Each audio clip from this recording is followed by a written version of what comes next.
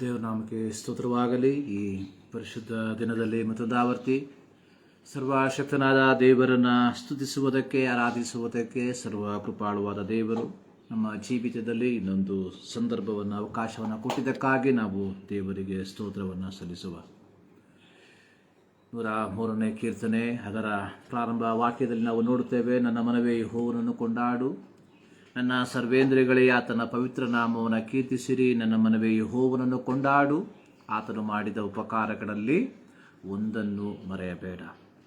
ಸರ್ವಶಕ್ತನಾದ ದೇವರು ಕಳೆದ ಒಂದು ವಾರ ನಮ್ಮ ಜೀವಿತದಲ್ಲಿ ಮಾಡಿದ ಎಲ್ಲ ಉಪಕಾರಗಳನ್ನು ನೆನೆಸಿ ದೇವರಿಗೆ ನಾವು ಸ್ತೋತ್ರವನ್ನು ಸಲ್ಲಿಸುವಂಥವರಾಗಿರುವ. ಪ್ರತ್ಯೇಕವಾಗಿ 2026ರ 5ನೇ ತಿಂಗಳಿನ ಪ್ರಾರಂಭ ಭಾನುವಾರ ದೇವರ ಸನ್ನಿಧಾನಕ್ಕೆ ನಾವು ಸೇರಿ ಬಂದಿದ್ದೇವೆ.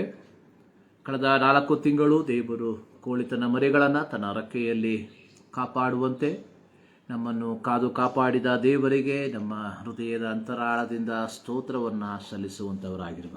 ಬನ್ನಿ, ಪ್ರಾರ್ಥನೆಯೊಂದಿಗೆ ಇಂದಿನ ಆರಾಧನೆಯನ್ನು ಪ್ರಾರಂಭಿಸುವ. ನಮ್ಮನ್ನು ಬಹಳವಾಗಿ ಪ್ರೀತಿ ಮಾಡುವ ನಮ್ಮ ಪ್ರೀತಿಯ ತಂದೆಯಾದ ದೇವರೇ, ನಿಮ್ಮ ನಾಮಕ್ಕೆ ಸ್ತೋತ್ರ ಸ್ವಾಮಿ. ಮತ್ತೊಂದು ಆವರ್ತಿ ಈ ವಾರದ ಮೊದಲನೇ ದಿನದಲ್ಲಿ ನಿಮ್ಮ ಮಕ್ಕಳಾದ ನಾವು ನಿಮ್ಮ ಸನ್ನಿಧಾನಕ್ಕೆ ಸೇರಿ ಬರುವಂತೆ, ನಿಮ್ಮನ್ನು ಸ್ತುತಿಸುವುದಕ್ಕೆ, ನಿಮ್ಮನ್ನು ಆರಾಧಿಸುವುದಕ್ಕೆ ನಮಗೆ ಕೊಟ್ಟಂಥ ಅವಕಾಶಕ್ಕಾಗಿ ನಾವು ನಿಮಗೆ ಸ್ತೋತ್ರವನ್ನು ಸಲ್ಲಿಸ್ತಾ ಇದ್ದೇವೆ. ಪ್ರತ್ಯೇಕವಾಗಿ ಇಂದಿನ ಆರಾಧನೆಯನ್ನು ತಂದೆ, ಮಗ, ಪವಿತ್ರ ಆತ್ಮನ ನಾಮದಲ್ಲಿ ಆರಂಭಿಸುತ್ತೇವೆ. ತ್ರಯೇಕ ದೇವರ ಸಾನ್ನಿಧ್ಯ ಈ ಆರಾಧನೆಯ ಆರಂಭದಿಂದ ಅಂತ್ಯದ ತನಕ ನಮ್ಮ ಸಂಗಡ ಇದ್ದು ನಮ್ಮನ್ನು ಮುನ್ನಡೆಸಲಿ ಎಂಬುದಾಗಿ ನಾವು ಪ್ರಾರ್ಥಿಸುವಂಥವರಾಗಿದ್ದೇವೆ ಸ್ವಾಮಿ. ಹೌದು ಕರ್ತನೇ, ನಾವು ಆಡುವಂಥ ಹಾಡುಗಳು, ಧ್ಯಾನಿಸುವಂಥ ದೇವರ ವಾಕ್ಯ ಎಲ್ಲದರ ಮೂಲಕ ದೇವರ ನಾಮ ಮಹಿಮೆ ಹೊಂದಲಿ. ಈ ಒಂದು ಮಾಧ್ಯಮದ ಮೂಲಕ ದೇವರ ವಾಕ್ಯವನ್ನು ಕೇಳಿಸಿಕೊಳ್ಳುವ ಪ್ರತಿಯೊಬ್ಬರಿಗಾಗಿ ನಾನು ಪ್ರಾರ್ಥಿಸ್ತಾ ಇದ್ದೇನೆ. ಅವರನ್ನು ಸ್ವಾಮಿ ಹೆಸರಾಗಿ ನಿನ್ನ ಆಶೀರ್ವದಿಸು. ಒಂದು ವಾರ ಜೀವಿಸುವುದಕ್ಕೆ ಬೇಕಾಗಿರುವಂಥ ನಿಮ್ಮ ಆತ್ಮಿಕವಾದ ಮನ್ನವನ್ನು ದಯಪಾಲಿಸು ಎಂಬುದಾಗಿ ನಾವು ಪ್ರಾರ್ಥಿಸುವಂಥವರಾಗಿದ್ದೇವೆ.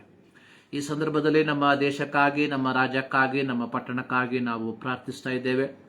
ಈ ಮುಂಜಾನೆಯ ಜಾವದಲ್ಲಿ ಕರ್ತನೆ, ವಿವಿಧ ಸ್ಥಳಗಳಲ್ಲಿ, ವಿವಿಧ ಭಾಷೆಗಳಲ್ಲಿ ದೇವರು ನಿಮ್ಮನ್ನು ಜನರು ಆರಾಧಿಸುವಾಗ ಕರ್ತನೆ, ಇಂದಿನ ಆರಾಧನೆ ದೇವರ ನಾಮದ ಮಹಿಮೆಗೆ ಕಾರಣವಾಗಿ ಮಾರ್ಪಡಲಿ ಎಂಬುದಾಗಿ ನಾವು ಪ್ರಾರ್ಥಿಸ್ತಾ ಇದ್ದೇವೆ.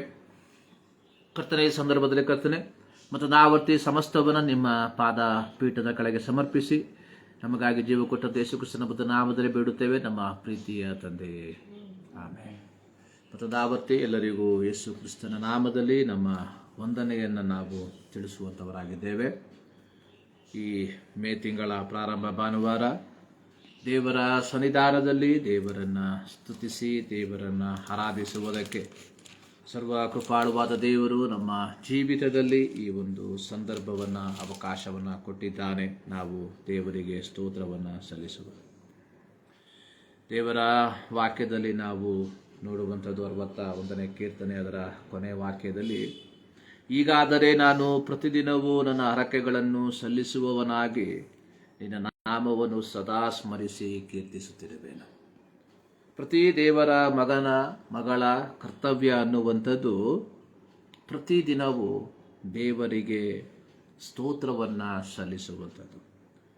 ಪ್ರತ್ಯೇಕವಾಗಿ ಈ ವಾರದ ಮೊದಲನೇ ದಿನದಲ್ಲಿ ದೇವರು ನಮ್ಮ ಜೀವಿತದಲ್ಲಿ ದೇವರನ್ನು ಸ್ತುತಿಸುವುದಕ್ಕೆ, ಆರಾಧಿಸುವುದಕ್ಕೆ ಒಂದು ಸಂದರ್ಭವನ್ನು, ಅವಕಾಶವನ್ನು ಕೊಟ್ಟಿರುವಾಗ ಅಧಿಕವಾಗಿ ನಾವು ದೇವರಿಗೆ ಸ್ತೋತ್ರವನ್ನು ಸಲ್ಲಿಸುವುದಕ್ಕೆ ಪ್ರತ್ಯೇಕವಾಗಿ ಸಭೆಯಾಗಿ ದಿನಂಪ್ರತಿ ನಾವು ಕುಟುಂಬದಲ್ಲಿ ವೈಯಕ್ತಿಕವಾಗಿ ನಾವು ದೇವರಿಗೆ ಸ್ತೋತ್ರಗಳನ್ನು ಸಲ್ಲಿಸುವಾಗ ಈ ಭಾನುವಾರದ ದಿನದಲ್ಲಿ ಸಭೆಯಾಗಿ ದೇವರಿಗೆ ಸ್ತೋತ್ರವನ್ನು ಸಲ್ಲಿಸುವುದಕ್ಕೆ ದೇವರು ನಮ್ಮ ಜೀವಿತದಲ್ಲಿ ಈ ಒಂದು ಅವಕಾಶವನ್ನು ಕೊಟ್ಟಿರಲಾಗಿ ನಾವು ದೇವರಿಗೆ ನಮ್ಮ ತುಂಬು ಹೃದಯದಿಂದ ಸ್ತೋತ್ರವನ್ನು ಸಲ್ಲಿಸುವಂಥವರಾಗಿರುವ. 84ನೇ ಕೀರ್ತನೆ ಅದರ 4ನೇ ವಾಕ್ಯದಲ್ಲಿ ನಾವು ನೋಡುತ್ತೇವೆ, ನಿನ್ನ ಮಂದಿರದಲ್ಲಿ ವಾಸಿಸುವವರು ಧನ್ಯರು, ಅವರು ನಿತ್ಯವೂ ನಿನ್ನನ್ನು ಕೀರ್ತಿಸುತ್ತಾ ಇರುತ್ತಾರೆ. 2ನೇ ವಾಕ್ಯದಲ್ಲಿ ಬರೆಯಲ್ಪಟ್ಟಿದೆ, ಯೆಹೋವನ ಆಲಯದ ಅಂಗಳಗಳಲ್ಲಿ ಸೇರಬೇಕೆಂದು ನಮ್ಮ ಆತ್ಮವು ಹಂಬಲಿಸುತ್ತಾ ಕುಂದಿ ಹೋಗಿತು. ಪ್ರಿಯರೇ, ವಾರದಲ್ಲಿ ಒಂದು ದಿನ ದೇವರು ನಮ್ಮ ಜೀವಿತದಲ್ಲಿ ಸಭೆಯಾಗಿ ಕೂಡಿ ದೇವರನ್ನು ಸ್ತುತಿಸುವುದಕ್ಕೆ, ಆರಾಧಿಸುವುದಕ್ಕೆ ಸಂದರ್ಭವನ್ನು, ಅವಕಾಶವನ್ನು ಕೊಡುವಾಗ ದೇವರು ಕೊಡುವಂಥ ಅವಕಾಶವನ್ನು ಸದುಪಯೋಗಪಡಿಸಿ ಸಭಾ ಮಧ್ಯದಲ್ಲಿ ದೇವರ ನಾಮವನ್ನು ಮಹಿಮೆಪಡಿಸುವುದಕ್ಕೆ ನಾವೆಲ್ಲರೂ ಬಾಧ್ಯಸ್ಥರು ಎಂಬುದನ್ನು ನಾವು ಎಂದಿಗೂ ಮರೆಯಬಾರದು. ಬನ್ನಿ, ಪ್ರಾರಂಭದಲ್ಲಿ ಒಂದು ಹಾಡಿನ ಕೆಲವು ಚರಣಗಳನ್ನು ಹಾಡಿ ದೇವರ ನಾಮವನ್ನು ನಾವು ಮಹಿಮೆಪಡಿಸುವಂಥವರಾಗಿರುವ ಅತ್ಯಂತ ಒಂದು ಹಳೆಯ ಹಾಡು, ಪ್ರೀತಿ ದೇವರ ಪ್ರೀತಿ ನನ್ನ ಯೇಸುವು ತೋರಿದನು, ಎಂಥ ಅಮೂಲ್ಯ ದಿವ್ಯ ಪ್ರೀತಿ, ಹಲ್ಲೆಲೂಯ, ಅಮೂಲ್ಯ ದಿವ್ಯ ಪ್ರೀತಿ. ಈ ಹಾಡಿನ ಒಂದೊಂದು ಚರಣಗಳನ್ನು ನಾವು ಹಾಡುವಾಗ ಅದರಲ್ಲಿ ಬರೆದಿರುವಂತಹ ಪ್ರತಿಯೊಂದು ಸಾಲುಗಳನ್ನು ನಮ್ಮ ಜೀವಿತದೊಂದಿಗೆ ನಾವು ತುಲನೆ ಮಾಡಿಕೊಂಡು ನಾವು ಈ ಹಾಡಿನ ಚರಣಗಳನ್ನು ಹಾಡುವಾಗ ಅದು ದೇವರ ನಾಮದ ಮಹಿಮೆಗೆ ಕಾರಣವಾಗಿ ಮಾರ್ಪಡುವಂಥದ್ರಲ್ಲಿ ಯಾವ ಸಂಶಯವೂ ಇಲ್ಲ. ಪ್ರಿಯರೇ, ಕೇವಲ ಬಾಯಿಗಳ ಮೂಲಕವಾಗಿ ಅಲ್ಲ, ಪ್ರತಿಯೊಂದು ಸಾಲುಗಳನ್ನು ನಾವು ಮನನ ಮಾಡಿಕೊಳ್ಳುತ್ತಾ ದೇವರಿಗೋಸ್ಕರವಾಗಿ ಈ ಒಂದು ಹಾಡನ್ನು ಹಾಡುವಂಥವರಾಗಿರುವ ಪ್ರೀತಿ ದೇವರ ಪ್ರೀತಿ ನನ್ನ ಯೇಸುವು ತೋರಿದನು, ಎಂಥ ಅಮೂಲ್ಯ ದಿವ್ಯ ಪ್ರೀತಿ, ಹಲ್ಲೆಲೂಯ, ಅಮೂಲ್ಯ ದಿವ್ಯ ಪ್ರೀತಿ. ಪ್ರೀತಿ ದೇವರ ಪ್ರೀತಿ ನನ್ನ ಯೇಸುವು ತೋರಿದನು, ಎಂಥ ಅಮೂಲ್ಯ ದಿವ್ಯ ಪ್ರೀತಿ, ಹಲ್ಲೆಲೂಯ, ಅಮೂಲ್ಯ ದಿವ್ಯ ಪ್ರೀತಿ. ದಾರಿ ತಪ್ಪಿ ಹೋದ ನನ್ನ ಹುಡುಕಿ ಬಂದ ಯೇಸು ರಾಜ, ದಾರಿ ತಪ್ಪಿ ಹೋದ ನನ್ನ ಹುಡುಕಿ ಬಂದ ಯೇಸು ರಾಜ, ಅದ್ಭುತವಾದ ಪ್ರೀತಿ, ಹಲ್ಲೆಲೂಯ, ಅದ್ಭುತವಾದ ಪ್ರೀತಿ. ಪ್ರೀತಿ ದೇವರ ಪ್ರೀತಿ ನನ್ನ ಯೇಸುವು ತೋರಿದನು, ಎಂಥ ಅಮೂಲ್ಯವಾದ ಪ್ರೀತಿ, ಹಲ್ಲೆಲೂಯ, ಅಮೂಲ್ಯ ದಿವ್ಯ ಪ್ರೀತಿ. ಇಂಥ ಪಾಪಿಯಾದ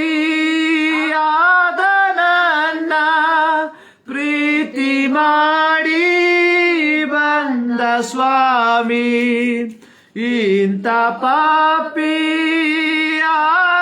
ನನ್ನ ಪ್ರೀತಿ ಮಾಡಿ ಬಂದ ಸ್ವಾಮಿ, ಅಪಾರವಾದ ಪ್ರೀತಿ, ಹಲ್ಲೆಲೂಯ, ಅಪಾರವಾದ ಪ್ರೀತಿ. ಪ್ರೀತಿ ದೇವರ ಪ್ರೀತಿ ನನ್ನ ಯೇಸುವು ತೋರಿದನು, ಎಂಥ ಅಮೂಲ್ಯ ದಿವ್ಯ ಪ್ರೀತಿ, ಹಲ್ಲೆಲೂಯ, ದಿವ್ಯ ಪ್ರೀತಿ. ಪ್ರೀತಿ ದೇವರ ಪ್ರೀತಿ ನನ್ನ ಯೇಸುವು ತೋರಿದನು, ಎಂಥ ಅಮೂಲ್ಯ ದಿವ್ಯ ಪ್ರೀತಿ, ಹಲ್ಲೆಲೂಯ, ಅಮೂಲ್ಯ ದಿವ್ಯ ಪ್ರೀತಿ. ದಾರಿ ತಪ್ಪಿ ಹೋದ ನನ್ನ ಹುಡುಕಿ ಬಂದ ಯೇಸು ರಾಜ, ಇಂಥ ಪಾಪಿ ಆದ ನನ್ನ ಪ್ರೀತಿ ಮಾಡಿ ಬಂದ ಸ್ವಾಮಿ, ಅದ್ಭುತವಾದ ಪ್ರೀತಿ, ಅಪಾರವಾದ ಪ್ರೀತಿ. ಪ್ರಿಯರೇ, ದೇವರನ್ನು ನಾವು ಜ್ಞಾಪಕ ಮಾಡಿಕೊಳ್ಳುವಾಗ ಅಥವಾ ದೇವರ ಕುರಿತಾಗಿ ನಾವು ಯೋಚಿಸುವಾಗ ಮೊದಲು ನಾವು ಯಾರಾಗಿದ್ದೇವೆ ಎಂಬುದನ್ನು ಮನನ ಮಾಡಿಕೊಳ್ಬೇಕು. ಇಸ್ರಾಯೇಲ್ ಮಕ್ಕಳನ್ನ ದೇವರು ಐಗುಪ್ತ ದೇಶದಿಂದ ಬಿಡುಗಡೆ ಮಾಡಿ ಕಾನಾನ್ ದೇಶಕ್ಕೆ ಕೊಂಡೊಯ್ಯುವುದಕ್ಕಿಂತ ಮುಂಚಿತವಾಗಿ ಒಂದು ಪಸ್ಕದ ಕುರಿಯನ್ನ ಐಗುಪ್ತ ದೇಶದಲ್ಲಿ ಕೊಯ್ಯಿಸುವಂಥದ್ದನ್ನು ನಾವು ನೋಡ್ತೇವೆ. ಸರ್ವಶಕ್ತನಾದ ದೇವರು ಮೋಶೆಯ ಮೂಲಕವಾಗಿ ಇಸ್ರಾಯೇಲರಿಗೆ ಹೇಳಿದಂಥದ್ದು, ನೀವೇನು ಮಾಡಬೇಕು, 1 ವರ್ಷದ ಒಂದು ಕುರಿಯನ್ನ ಅಥವಾ ಹಾಡನ್ನ ಗಂಡಾಗಿರುವಂಥದ್ದನ್ನು ನೀವೇನು ಮಾಡಬೇಕು, ಕೊಯ್ಯಬೇಕು. ಕೊಯ್ಯುವಂಥದ್ದು ಮಾತ್ರವಲ್ಲ, ಅದರ ರಕ್ತವನ್ನ ನಿಮ್ಮ ಮನೆಯ ನಿಲುವು ಪಟ್ಟಿಗಳಿಗೆ ಮೇಲುಪಟ್ಟಿಗೆ ಹಾಕಬೇಕು. ಆ ದಿನದಲ್ಲಿ ಸಂಹಾರ ದೂತನು ಏನ್ ಮಾಡ್ತಾನೆ, ಐಗುಪ್ತ ದೇಶವನ್ನು ಹಾದು ಹೋಗ್ತಾನೆ. ಯಾವ ಮನೆಯಲ್ಲಿ ರಕ್ತದ ಕಲೆಗಳು ಇರ್ತಾವೆ ಅಂತಹ ಮನೆಗಳಲ್ಲಿ ಯಾವ ಕೇಡುಗಳು ಸಂಭವಿಸೋದಿಲ್ಲ. ಆದರೆ ಯಾವ ಮನೆಯಲ್ಲಿ ರಕ್ತದ ಕಲೆಗಳು ಕಾಣಲ್ಪಡುವುದಿಲ್ಲವೋ ಆ ಮನೆಗಳಲ್ಲಿ ಚೊಚ್ಚಲಾದಂಥದ್ದನ್ನ ಏನ್ ಮಾಡ್ತಾನೆ, ದೇವರು ಸಂಹಾರ ಮಾಡ್ತಾನೆ. ಇಸ್ರಾಯೇಲ್ ಮಕ್ಕಳು ಮೋಶೆ ಹೇಳಿದ ರೀತಿಯಲ್ಲಿ ಮಾಡಿದ್ರು.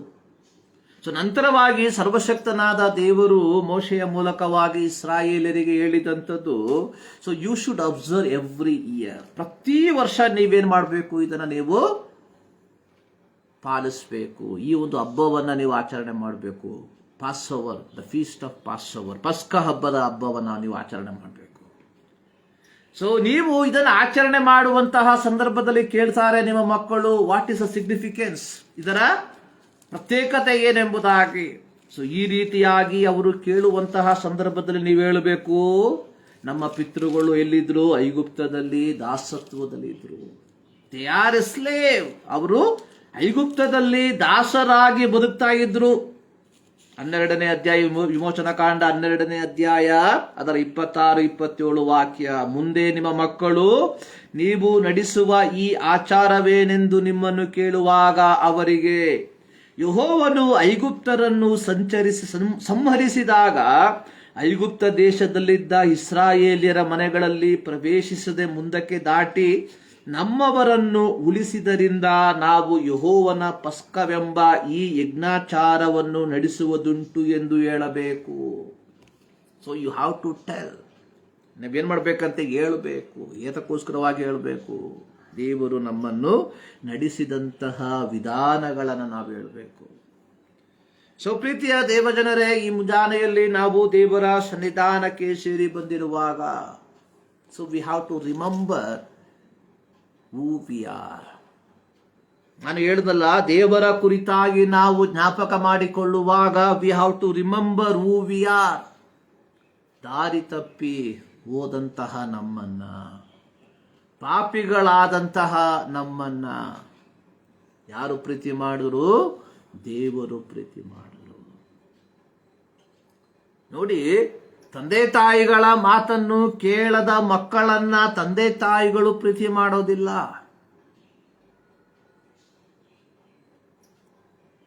ತಂದೆ ತಾಯಿಗಳಿಗೆ ಅವಿಧೇಯರಾಗಿ ಹೋದಂತಹ ಮಕ್ಕಳನ್ನ ತಂದೆ ತಾಯಿಗಳು ಹುಡುಕೋದಿಲ್ಲ.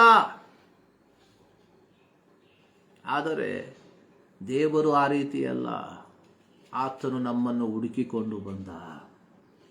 ಯೋಹಾನನ ಬರೆದ ಸುವಾರ್ತೆ 15ನೇ ಅಧ್ಯಾಯದಲ್ಲಿ ನಾವು ಯೇಸು ಸ್ವಾಮಿ ಹೇಳಿರುವಂಥದ್ದು, ನೀವು ನನ್ನನ್ನು ಆರಿಸಿ ತೆಗೆದುಕೊಳ್ಳಿಲ್ಲ, ನಾನು ನಿಮ್ಮನ್ನು ಆರಿಸಿ ತೆಗೆದುಕೊಂಡಿದ್ದೇನೆ.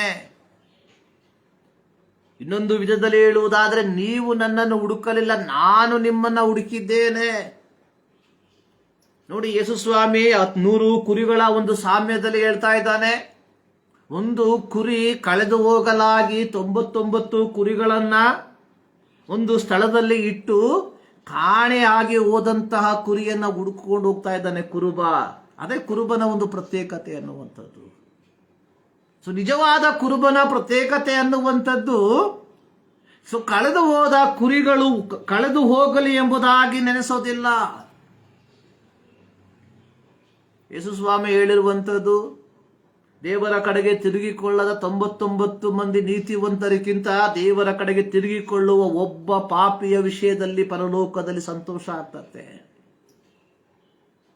ಅಂದ್ರೆ ಕ್ರೈಸ್ತರೆಂಬುದಾಗಿ ಹೇಳಿಕೊಂಡು ಕ್ರಿಸ್ತನ ಬೋಧನೆಗೆ ಅನುಗುಣವಾಗಿ ಜೀವಿತವನ್ನ ಜೀವಿಸದೇ ಇರುವುದಕ್ಕಿಂತ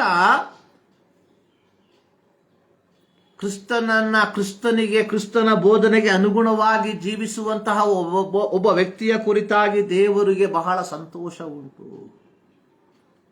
ದೇವರ ಸನ್ನಿಧಾನಕ್ಕೆ ನಾವು ಬರುವಂತಹ ಸಂದರ್ಭದಲ್ಲಿ always we have to remember who we are. Israel ಮಕ್ಕಳ ಜೀವಿತದಲ್ಲಿ ಬಂದಂತಹ ಸೋಲು ಏನು ಅಂತ ಹೇಳಿದ್ರೆ, ತಲೆಮಾರುಗಳು ದಾಟಿ ಹೋಗುತ್ತಿದ್ದಂತೆ ಅವ್ರು ಏನ್ ಮಾಡ್ಬಿಟ್ರು? ಯೆಹೋವನನ್ನ ಮರೆತು ಬಿಟ್ರು. They forget. ಯೆಹೋವನು ಯಾರೆಂಬುದನ್ನು ಮರೆತು ಬಿಟ್ರು. ನ್ಯಾಯಸ್ಥಾಪಕರುಗಳ ಪುಸ್ತಕವನ್ನ ನಾವು ಕಲಿಯುವಂತಹ ಸಂದರ್ಭದಲ್ಲಿ ಅಲ್ಲಿ ಬರೆಯಲ್ಪಟ್ಟಿರುವಂತಹ ಒಂದು ಮಾತು ಈ ರೀತಿ ಇದೆ, ಒಂದು ವಾಕ್ಯ ಈ ರೀತಿ ಇದೆ.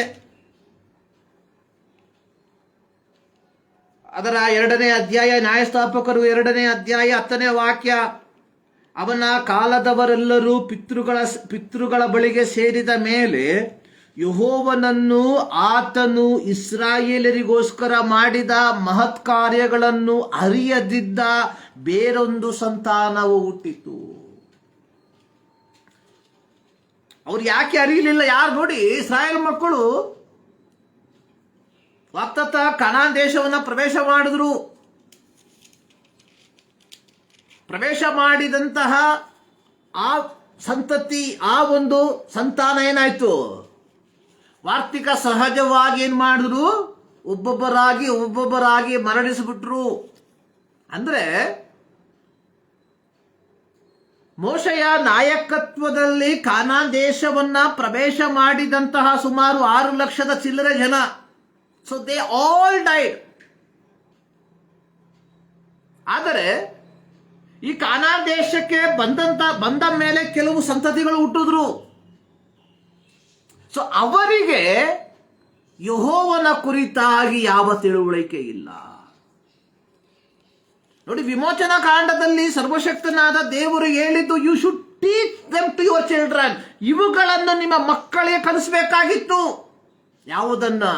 ಪಸ್ಕ ಹಬ್ಬದ ಆಚಾರವನ್ನು ಕಲಿಸಬೇಕಾಗಿತ್ತು. ಆದರೆ ಈ ತಂದೆ ತಾಯಿಗಳೇನ್ ಮಾಡ್ಬಿಟ್ರು? ಕಲಿಸ್ಲಿಲ್ಲ. ಸೊ ಈ 21ನೇ ಶತಮಾನದ ಕ್ರೈಸ್ತರ ಪರಿಸ್ಥಿತಿ ಇದೇ ಆಗಿದೆ. So we will send our children to the Sunday school. ನಾವು ನಮ್ಮ ಮಕ್ಕಳನ್ನ ಭಾನುವಾರದ ಸಬ್ಬತ್ ಶಾಲೆಗೆ ಕಳಿಸ್ತೇವೆ. ನಾವು ನಮ್ಮ ಮಕ್ಕಳನ್ನ ರಜಾಕಾಲದ ಸತ್ಯವೇದ ಶಾಲೆಗೆ ಕಳಿಸ್ತೇವೆ. ಸೊ ನಾವು ನಮ್ಮ ಮಕ್ಕಳನ್ನ ಸತ್ಯವೇದ ಅಧ್ಯಯನಕ್ಕೆ ಕಳಿಸ್ಕೊಡ್ತೇವೆ.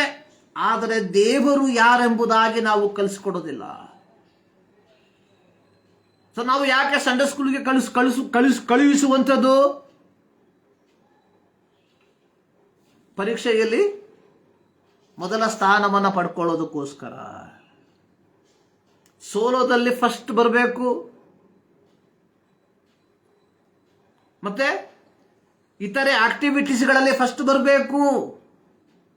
ಸೊ ಅದನ್ನ ಬಿಟ್ಟು ದೇವರನ್ನ ತಿಳ್ಕೊಳ್ಬೇಕು ಎಂಬುದಾಗಿ ನಾವು ನಮ್ಮ ಮಕ್ಕಳನ್ನ ಸಂಡೇ ಸ್ಕೂಲ್ಗಳಿಗಾಗಲಿ BBSಗಾಗಲಿ ನಾವು ಕಳಿಸೋದಿಲ್ಲ.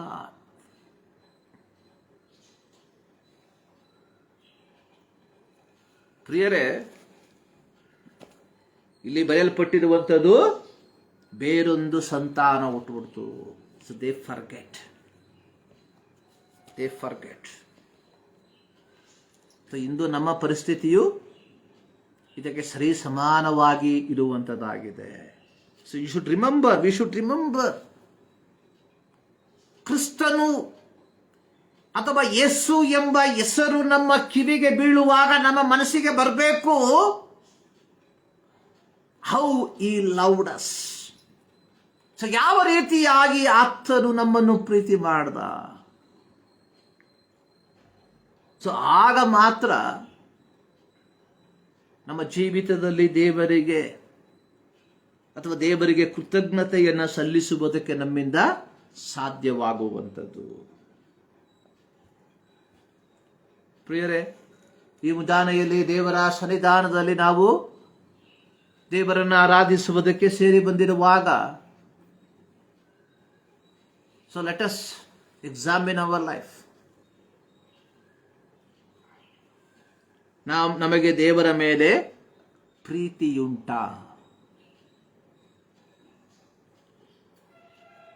ಸೊ ಪ್ರಾರಂಭದಲ್ಲಿ ನಾವು ಒಂದು ಕೀರ್ತನೆ ಭಾಗವನ್ನು ಓದಿಕೊಳ್ಳುವ. ಇಂದು ನಾವು ಓದಿಕೊಳ್ಳುವಂತಹ ಕೀರ್ತನೆ ಸಂಖ್ಯೆ 63. 11 ವಾಕ್ಯಗಳು ಒಳಗೊಂಡಿರುವಂತಹ ಕೀರ್ತನೆ. ಪ್ರಾರಂಭದಲ್ಲಿ ನಾನು ಓದುತ್ತೇನೆ, ಎಲ್ಲರೂ ಗಮನವಿಟ್ಟು ಕೇಳಿರಿ. ದೇವರೇ, ನೀನೇ ನನ್ನ ದೇವರು. ನಾನು ನಿನ್ನ ದರ್ಶನವನ್ನು ಕುತೂಹಲದಿಂದ ಎದುರು ನೋಡುತ್ತೇನೆ. ನೀರಿಲ್ಲದೆ ಒಣಗಿದ ಭೂಮಿಯಲ್ಲಿದ್ದವನು ನೀರಿಗಾಗಿಯೋ ಎಂಬಂತೆ ನನ್ನ ಆತ್ಮವು ನಿನಗಾಗಿ ಆತುರಗೊಳ್ಳುತ್ತದೆ, ಶರೀರವು ಕಂದಿ ಹೋಗುತ್ತದೆ. ನಿನ್ನ ಮಂದಿರದಲ್ಲಿ ನಾನು ನಿನ್ನ ಮಹತ್ತನ್ನು ಪ್ರಭಾವವನ್ನು ಕಂಡ ಪ್ರಕಾರ ಈಗಲೂ ಕಾಣಬೇಕೆಂದು ಅಪೇಕ್ಷಿಸುತ್ತೇನೆ. ನಿನ್ನ ಪ್ರೇಮಾನುಭಾವ ಜೀವಕ್ಕಿಂತ ಶ್ರೇಷ್ಠ. ನನ್ನ ಬಾಯಿ ನಿನ್ನನ್ನು ಕೀರ್ತಿಸುವುದು. ನನ್ನ ಜೀವಮಾನದಲ್ಲೆಲ್ಲ ಹೀಗೆಯೇ ನಿನ್ನನ್ನು ಆಡಿ ಅರಸುತ್ತಾ ನಿನ್ನ ಹೆಸರೆತ್ತಿ ಕೈ ಮುಗಿಯುವೆನು. ಮೃಷ್ಟ ಭೋಜನದಿಂದಲೂ ಎಂಬಂತೆ ನನ್ನ ಮನಸ್ಸು ಸಂತುಷ್ಟವಾಗಿರುವುದು. ನನ್ನ ಬಾಯಿ ಉತ್ಸಾಹ ಧ್ವನಿ ಮಾಡುತ್ತಾ ನಿನ್ನನ್ನು ಕೊಂಡಾಡುವುದು. ನಾನು ಹಾಸಿಗೆಯ ಮೇಲಿದ್ದುಕೊಂಡು ನಿನ್ನನ್ನು ಸ್ಮರಿಸುವಾಗ ರಾತ್ರಿಯ ಜಾವಗಳಲ್ಲಿ ನಿನ್ನನ್ನೇ ಧ್ಯಾನಿಸುತ್ತಿರುವೆನು. ನೀನೇ ನನಗೆ ಸಹಾಯಕನಾಗಿದ್ದೀಯಲ್ಲ. ನಿನ್ನ ರೆಕ್ಕೆಗಳ ಮರೆಯಲ್ಲಿ ಸುರಕ್ಷಿತನಾಗಿದ್ದುಕೊಂಡು ಆನಂದ ಘೋಷ ಮಾಡುತ್ತಿರುವೆನು. ನನ್ನ ಆತ್ಮವು ನಿನ್ನನ್ನು ಅಂಟಿಕೊಂಡು ಹಿಂಬಾಲಿಸಿರುವುದು. ನಿನ್ನ ಬಲಗೈ ನನಗೆ ಆಧಾರವಾಗಿರುವುದು. ನನ್ನ ಜೀವಕ್ಕೆ ಕೇಡು ಬಗೆಯುವವರು ಅಧೋಲೋಕಕ್ಕೆ ಇಳಿದು ಹೋಗುವರು. ಕತ್ತಿಗೆ ಬಲಿಯಾಗುವವರು ನರಿಗಳ ಪಾಲಾಗುವರು. ಅರಸನು ದೇವರಲ್ಲಿ ಆನಂದಿಸುವನು. ದೇವರ ಮೇಲೆ ಆಣೆ ಇಡುವವರೆಲ್ಲರೂ ಸುಳ್ಳು ಬಾಯಿ ಮುಚ್ಚಿ ಹೋಗುವುದನ್ನು ಕಂಡು ಹಿಗ್ಗುವರು. ಎರಡನೇ ವಾಕ್ಯ, ನಿನ್ನ ಮಂದಿರದಲ್ಲಿ ನಾನು ನಿನ್ನ ಮಹತ್ತನ್ನು ಪ್ರಭಾವವನ್ನು ಕಂಡ ಪ್ರಕಾರ ಈಗಲೂ ಕಾಣಬೇಕೆಂದು ಅಪೇಕ್ಷಿಸುತ್ತೇನೆ.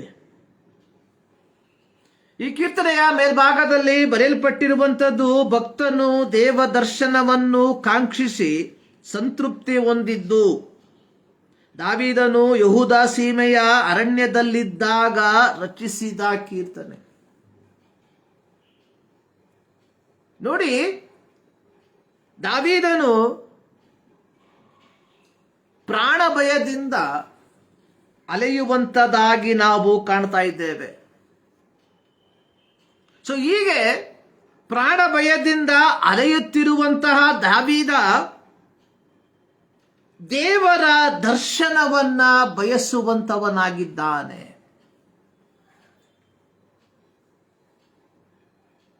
ನೋಡಿ, ಇಸ್ರಾಯೇಲಿಯರು ಅಥವಾ ದೇವರ ಮಕ್ಕಳು ದೇವರನ್ನ ಆರಾಧಿಸುವುದಕ್ಕೆ ದೇವಾಲಯಗಳಿಗೆ ಹೋಗುವಂತ ಒಂದು ವಾಡಿಕೆ. ದಾವೀದನ ಕಾಲದಲ್ಲಿ ದೇವಾಲಯವು ಕಟ್ಟಲ್ಪಡಲಿಲ್ಲ ಎಂಬುವಂಥದ್ದು ವಾಸ್ತವಿಕತೆ. ಆದಾಗ್ಯೂ ದೇವದರ್ಶನ ಗುಡಾರದ ಆ ಒಂದು ಪರಿಸ್ಥಿತಿಯಲ್ಲಿ ದೇವರ ಸನ್ನಿಧಾನಕ್ಕೆ ಹೋಗುವಂಥದ್ದು ವಾಡಿಕೆಯಾಗಿತ್ತು. ಆದರೆ ಇಲ್ಲಿ ದಾವೀದ ತನ್ನದಲ್ಲದ ತಪ್ಪಿನ ಫಲವಾಗಿ ಆತನು ಪ್ರಾಣ ರಕ್ಷಣೆಗೋಸ್ಕರವಾಗಿ ಅರಣ್ಯದಲ್ಲಿ ಅಲೆದಾಡುವಂತಹ ಒಂದು ಪರಿಸ್ಥಿತಿ. ಇಂತಹ ಒಂದು ಪರಿಸ್ಥಿತಿಯಲ್ಲಿ ದಾವೀದನು ತನ್ನ ಸಂರಕ್ಷಣೆಗೋಸ್ಕರವಾಗಿ ಯಾವುದನ್ನ ಹುಡುಕದೆ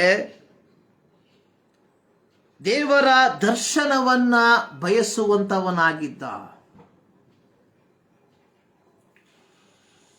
ಆದುದರಿಂದಲೇ ಎರಡನೇ ವಾಕ್ಯದಲ್ಲಿ ಹೇಳಿರುವಂಥದ್ದು, ನಿನ್ನ ಮಂದಿರದಲ್ಲಿ ನಿನ್ನ ಪ್ರಭಾವವನ್ನು ಮಹತ್ತನ್ನು ಕಂಡ ಪ್ರಕಾರ ಈ ಮರುಭೂಮಿಯಲ್ಲಿ ಈ ಅರಣ್ಯದಲ್ಲಿಯೂ ಸಹ ನಿನ್ನನ್ನು ಕಾಣಬೇಕೆಂದು ಅಪೇಕ್ಷಿಸುತ್ತೇನೆ. ಇಂತಹ ಒಂದು ಸಂದಿಗ್ಧತೆಯ ಪರಿಸ್ಥಿತಿಯಲ್ಲಿ ದಾವೀದನಿಗೆ ದೇವರ ದರ್ಶನವನ್ನ ಬಯಸುವುದಕ್ಕೆ ಕಾರಣವಾದರೂ ಏನಾಗಿತ್ತು? ನಾವು ಎಂದಾದರೂ ಇದರ ಕುರಿತಾಗಿ ಯೋಚನೆ ಮಾಡಿದ್ದೇವಾ? ನಾನು ಪ್ರಾರಂಭದಲ್ಲಿ ಹೇಳಿದೆ, ದೇವರು ಯೇಸು ಎಂಬುದಾಗಿ ನಮ್ಮ ಕಿವಿಗೆ ನಾವು ಕೇಳುವಾಗ ಸೊ ನಮ್ಮ ಜೀವಿತದಲ್ಲಿ ಯೇಸು ಮಾಡಿದಂತಹ ಕಾರ್ಯಗಳನ್ನ ನಾವು ಮನನ ಮಾಡಿಕೊಳ್ಳುವಂತವರಾಗಿರಬೇಕು. ಏನು ಯೇಸು ಮಾಡಿರುವಂಥದ್ದು?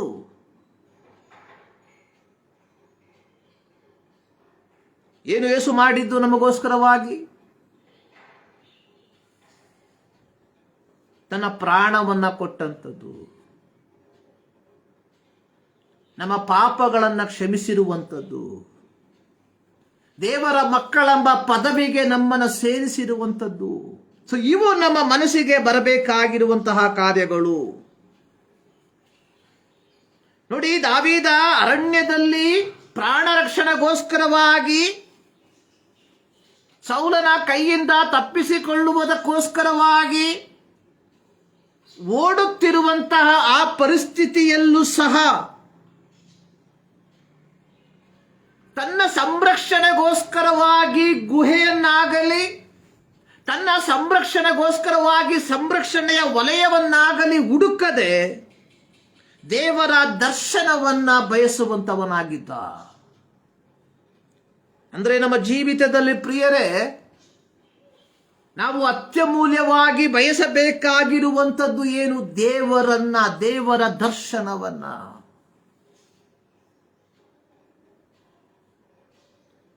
ಈಗಲಾಗಿಯೇ ಪೌಲನು ರೋಮಾಪತ್ರಿಕೆಯಲ್ಲಿ ಬರೆಯಲ್ಪಟ್ಟಿರುವ ರೋಮಾಪುರದ ಸಭೆಗೆ ಪತ್ರಿಕೆಯನ್ನು ಬರೆದಿರುವಾಗ ಹೇಳಿರುವಂಥದ್ದು, ದೇವರು ನನ್ನ ಕಡೆ ಇದ್ದರೆ ನನ್ನನ್ನು ಎದುರಿಸುವವರು ಯಾರು? If god is with us, who can against us? ಆದರೆ ಇವತ್ತು ನಮಗೆ ಬೇಕಾಗಿರುವಂಥದ್ದು ದೇವರಲ್ಲ. ಇವತ್ತು ನಾವು ಕುತೂಹಲದಿಂದ ಎದುರು ನೋಡುವಂಥದ್ದು ಧಾರ್ಮಿಕ ನಾಯಕರುಗಳನ್ನ. ಇವತ್ತು ನಾವು ಕುತೂಹಲದಿಂದ ಎದುರು ನೋಡುತ್ತಿರುವಂಥದ್ದು ರಾಜಕೀಯ ವ್ಯಕ್ತಿಗಳನ್ನ. ಪ್ರಿಯರೇ, ಅದಕ್ಕೆ ಕಾರಣ ಏನು? ಯಾಕೆ ಧಾರ್ಮಿಕ ನಾಯಕರುಗಳನ್ನ ಅನೇಕರು ಎದುರು ನೋಡ್ತಾ ಇರುವಂಥದ್ದು? ಅವರು ದೇವರನ್ನ ಪ್ರೀತಿಸುವುದಕ್ಕಿಂತಲೂ ಮಿಗಿಲಾಗಿ ಇವರನ್ನ ಪ್ರೀತಿಸುವಂತವರಾಗಿದ್ದಾರೆ. ಯಾಕೆ ರಾಜಕೀಯ ವ್ಯಕ್ತಿಗಳನ್ನ ನಾವು ಎದುರು ನೋಡುತ್ತಿರುವಂಥದ್ದು? ದೇವರನ್ನ ಪ್ರೀತಿಸುವುದಕ್ಕಿಂತ ಮಿಗಿಲಾಗಿ ಇವರನ್ನ ಪ್ರೀತಿಸುವಂಥದ್ದು. ನೋಡಿ, ಯೇಸು ಸ್ವಾಮಿ ತನ ಹೇಳಿದಾರಲ್ಲ, ನಿನ್ನ where is your treasure there is your mind. So ನಿನ್ನ ಆಸ್ತಿ ಎಲ್ಲಿದೆ ಅಲ್ಲಿ ನಿನ್ನ ಮನಸ್ಸು ಇರ್ತದೆ. ಸೊ ನಮ್ಮ ಆಸ್ತಿ ಯಾರ ಮೇಲೆ? ಸೊ ನಮ್ಮ ಪ್ರೀತಿ ಯಾರ ಮೇಲೆ? ದಾವೀದನ ಪ್ರೀತಿ ಯಾರ ಮೇಲಾಗಿತ್ತು? ದೇವರ ಮೇಲಾಗಿತ್ತು. ಈಗಿರಲಾಗಿ ದಾವೀದ ಹೇಳ್ತಾ ಇದ್ದಾರೆ, ದೇವರೇ ನೀನೇ ನನ್ನ ದೇವರು, ಯು ಆರ್ ಮೈ ಗಾಡ್. ನಾನು ನಿನ್ನ ದರ್ಶನವನ್ನ ಕುತೂಹಲದಿಂದ ಎದುರು ನೋಡುತ್ತೇನೆ.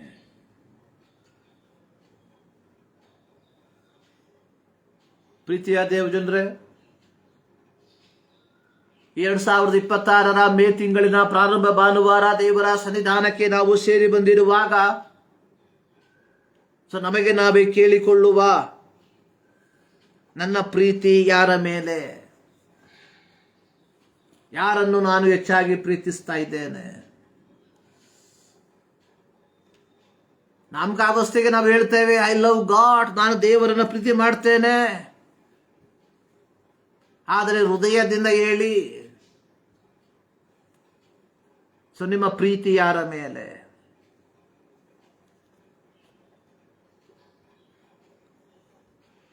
ನೋಡಿ, ದಾವೀದನು ಈ ಕೀರ್ತನೆಯಲ್ಲಿ ಹೇಳ್ತಾ ಇರುವಂಥದ್ದು,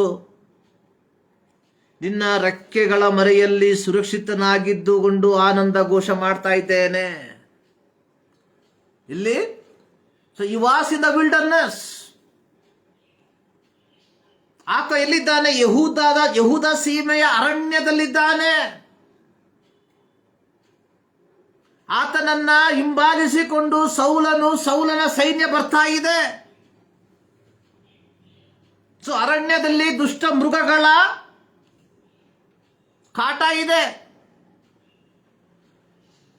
ಆದರೆ ದಾವೀದನು ದೇವರ ದರ್ಶನವನ್ನ ಬಯಸುವಂತಹ ವ್ಯಕ್ತಿಯಾಗಿದ್ದರಿಂದ ದಾವೀದ ಹೇಳ್ತಾ ಇದ್ದಾನೆ, ನಿನ್ನ ರೆಕ್ಕೆಗಳ ಮರೆಯಲ್ಲಿ. 91ನೇ ಕೀರ್ತನೆಯಲ್ಲಿ ಮೋಶೆ ಬರೆದಿರುವಂತಹ ಒಂದು ಕೀರ್ತನೆ, ಅದರ ಪ್ರಾರಂಭ ವಾಕ್ಯದಲ್ಲಿ ಬರೆಯಲ್ಪಟ್ಟಿರುವಂಥದ್ದು, ಪರಾತ್ಮರನ ಮೊರೆ ಹೊಕ್ಕಿರುವವನು ಸರ್ವಶಕ್ತನ ಆಶ್ರಯದಲ್ಲಿ ಸುರಕ್ಷಿತನಾಗಿರ್ತಾನೆ. ಪರಾತ್ಮರನ ಮೊರೆ ಹೊಕ್ಕಿರುವವನು. 27ನೇ ಕೀರ್ತನೆಯಲ್ಲಿ ದಾವೀದ ಬರೆದಿದ್ದಾನೆ, ಯೆಹೋವನು ನನಗೆ ಬೆಳಕು ರಕ್ಷಕನು, ನಾನು ಯಾರಿಗೆ ಭಯಪಟ್ಟೇನು?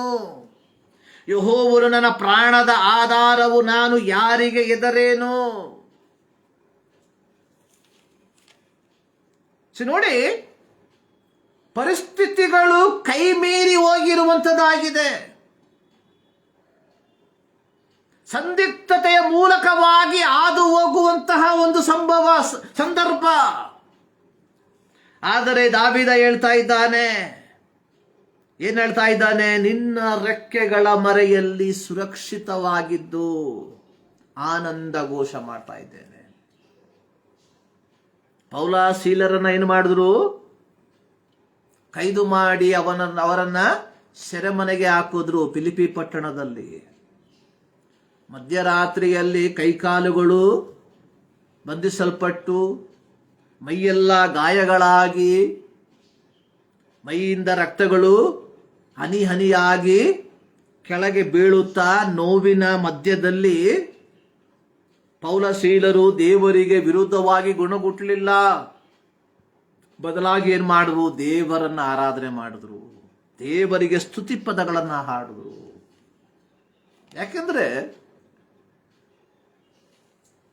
ನೋಡಿ, ಅಕ್ಷರಿಕವಾಗಿ ನೋಡುವಾಗ ದೇ ಆರ್ ಇನ್ ಪ್ರಿಸನ್, ಅವರು ಸೆರೆಮನೆಯಲ್ಲಿ ಇದ್ದಾರೆ, ಬಟ್ ದೇ ಆರ್ ಸೇಫ್. ಅಲ್ಲಿ ಅವರಿಗೆ ಸುರಕ್ಷತೆ ಉಂಟು.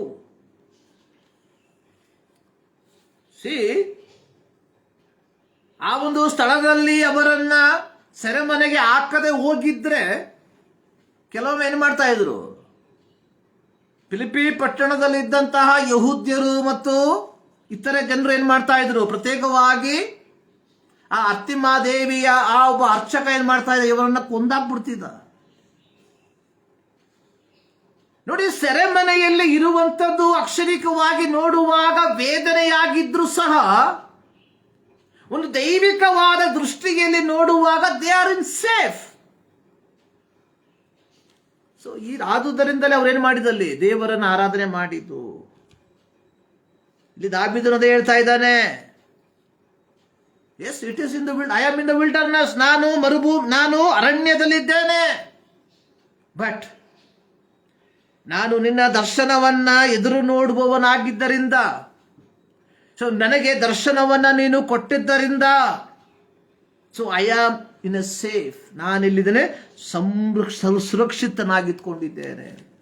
ಪ್ರಿಯರೇ, ನಮಗೆ ಸಂರಕ್ಷಣೆ ಬೇಕಾ? It is only one place, ಅದು ದೇವರ ಸಾನ್ನಿಧ್ಯ ಎಂಬುದನ್ನು ನಾವುಗಳು ಎಂದಿಗೂ ಮರಿಬಾರದು.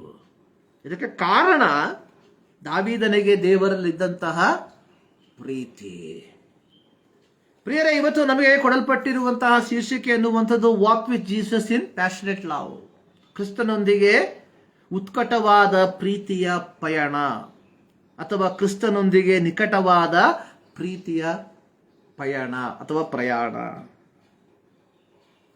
ಸೊ ನಾನು ದಾವೀದನ ವಿಚಾರದಲ್ಲಿ ಹೇಳಿದೆ, ದಾವೀದನು ದೇವರೇ ನೀನೇ ನನ್ನ ದೇವರು ಎಂಬುದಾಗಿ ಹೇಳುವುದಕ್ಕೆ ಕಾರಣ ದಾವೀದನಿಗೆ ದೇವರಲ್ಲಿದ್ದಂತಹ ಪ್ರೀತಿ, ದ ಲವ್.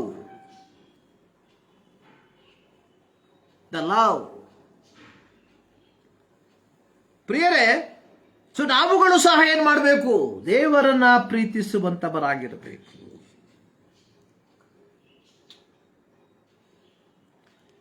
ನೋಡಿ, ಪುನರುತ್ಥಾನ ಹೊಂದಿದ ಯೇಸು ಸ್ವಾಮಿ ಮೂರನೇ ಬಾರಿಗೆ ತನ್ನ ಶಿಷ್ಯರಿಗೆ ಕಾಣಿಸಿಕೊಳ್ಳುವಂಥದ್ದನ್ನ ಯೋಹಾನನ ಬರೆದ ಸುವಾರ್ತೆ 21ನೇ ಅಧ್ಯಾಯದಲ್ಲಿ ನಾವು ನೋಡುವಂತವರಾಗಿದ್ದೇವೆ.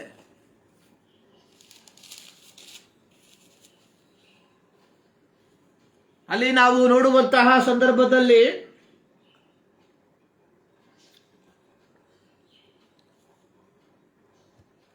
ನೋಡಿ, ಸಿಮೋನ ಪೇತ್ರ ಒಂದು ದೃಢವಾದ ತೀರ್ಮಾನವನ್ನು ತೆಗೆದುಕೊಳ್ತಾ ಇದ್ದಾನೆ. ಆ ತೀರ್ಮಾನ ಏನು ಅಂತ ಹೇಳಿದ್ರೆ 21ನೇ ಅಧ್ಯಾಯದ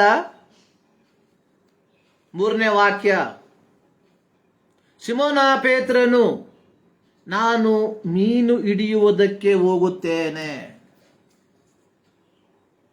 ನೋಡಿ, 3.5 ವರ್ಷಗಳ ಹಿಂದೆ ಇದೇ ಗಲಿಲಾಯ ಸಮುದ್ರದಲ್ಲಿ ಇದೇ ಸಿಮೋನ ಪೇತ್ರ ಮತ್ತು ಅವನ ತಮ್ಮನಾದ ಆಂದ್ರೆಯ ಮೀನನ್ನು ಹಿಡಿಯುವಂತಹ ವೃತ್ತಿ ಮಾಡುವಂತವರಾಗಿದ್ರು.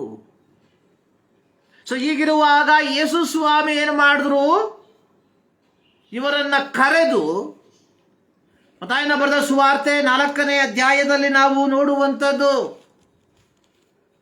ಅಲ್ಲಿ ಬರೆಯಲ್ಪಟ್ಟಿರುವಂಥದ್ದು ಈ ರೀತಿ. ಅದರ 18ರಿಂದ ಕೆಲವು ವಾಕ್ಯಗಳನ್ನು ಓದು. 18-19ನೇ ವಾಕ್ಯದಲ್ಲಿ, ನನ್ನ ಹಿಂದೆ ಬನ್ನಿರಿ, ಮನುಷ್ಯರನ್ನು ಹಿಡಿಯುವ ಬೆಸ್ತರನ್ನಾಗಿ ನಿಮ್ಮನ್ನು ಮಾಡುತ್ತೇನೆ. ತಕ್ಷಣವಾಗಿ ಅವರೇನು ಮಾಡಿದ್ರು, ಬಲೆಗಳನ್ನು ಬಿಟ್ಟು ದೋಣಿಯನ್ನು ಬಿಟ್ಟು ಮೀನು ಹಿಡಿಯುವುದಕ್ಕೆ ಬೇಕಾದಂತಹ ಪರಿಕರಗಳನ್ನು ಬಿಟ್ಟು ಏನು ಮಾಡಿದ್ರು, ಯೇಸುವಿನ ಹಿಂದೆ ಹೋದ್ರು. ಸುಮಾರು 3.5 ವರ್ಷ ಯೇಸುವಿನ ಶಿಷ್ಯರಾಗಿ ಯೇಸು ಮಾಡಿದ ಅದ್ಭುತಗಳನ್ನು ನೋಡುತ್ತಾ, ಯೇಸು ಮಾಡಿದ ಸೂಚಕ ಕಾರ್ಯಗಳನ್ನು ನೋಡುತ್ತಾ ಸಮಾಜದಲ್ಲಿ ಬಾಳ್ವೆಯನ್ನ ನಡೆಸುತ್ತಾ ಬದುಕಿ ಹೋದ್ರು. ಸೊ ಹೀಗಿರುವಾಗ ಏನಾಯ್ತು, ಯೇಸು ಸ್ವಾಮಿ ಯಹೂದ್ಯ ಅಧಿಕಾರಿಗಳಿಂದ ಅಥವಾ ಮಹಾಯಾಜಕರಿಂದ ಕೈದು ಮಾಡಲ್ಪಟ್ಟವನಾಗಿ ರೋಮನ್ನರ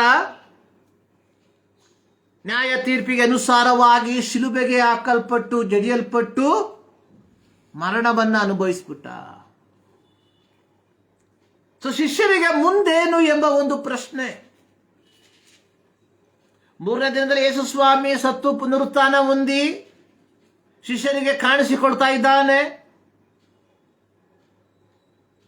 ಅದಾಗಿ 8 ದಿನಗಳ ತರುವಾಯ ಮತ್ತೆ ಕಾಣಿಸ್ಕೊಳ್ತಾ ಇದ್ದಾನೆ. ಎಲ್ಲವೂ ಸರಿನೇ. But still they have A question, what next, ಮುಂದೇನು? ಸೊ ಹೀಗಿರುವಾಗ ಪೇತ್ರ ಒಂದು ತೀರ್ಮಾನ ಮಾಡ್ದ, I will go back. So ನನ್ನ ಕಸುಬಿಗೆ ನಾನು ಹೋಗ್ಬಿಡ್ತೇನೆ.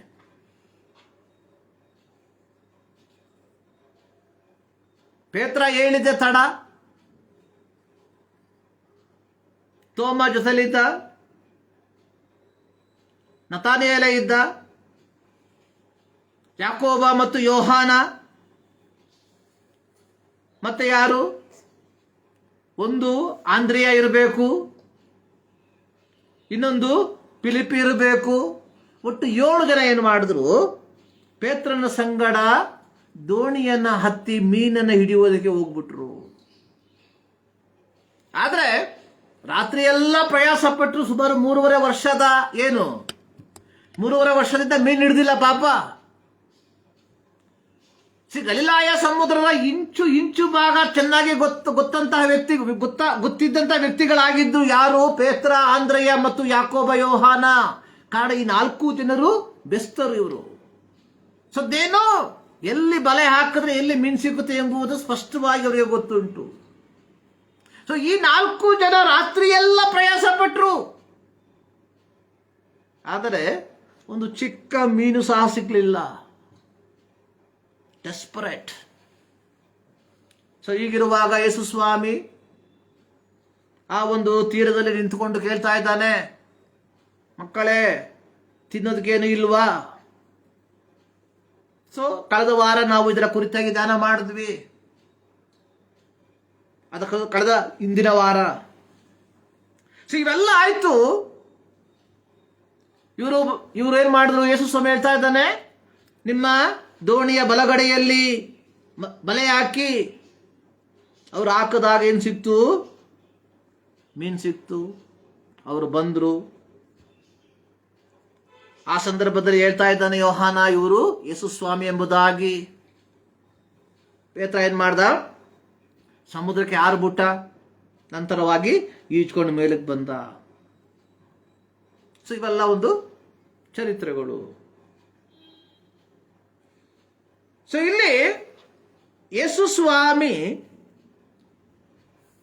ಸಿಮೋನ ಪೇತ್ರನಿಗೆ ಒಂದು ಪ್ರಶ್ನೆಯನ್ನು ಕೇಳ್ತಾ ಇದ್ದಾನೆ. ಯೋಹಾನನ ಮಗನಾದ ಸಿಮೋನನೇ, ನೀನು ಇವರಿಗಿಂತ ಹೆಚ್ಚಾಗಿ ನನ್ನ ಮೇಲೆ ಪ್ರೀತಿ ಇಟ್ಟಿದ್ದೀಯಾ? Do you love me more than this?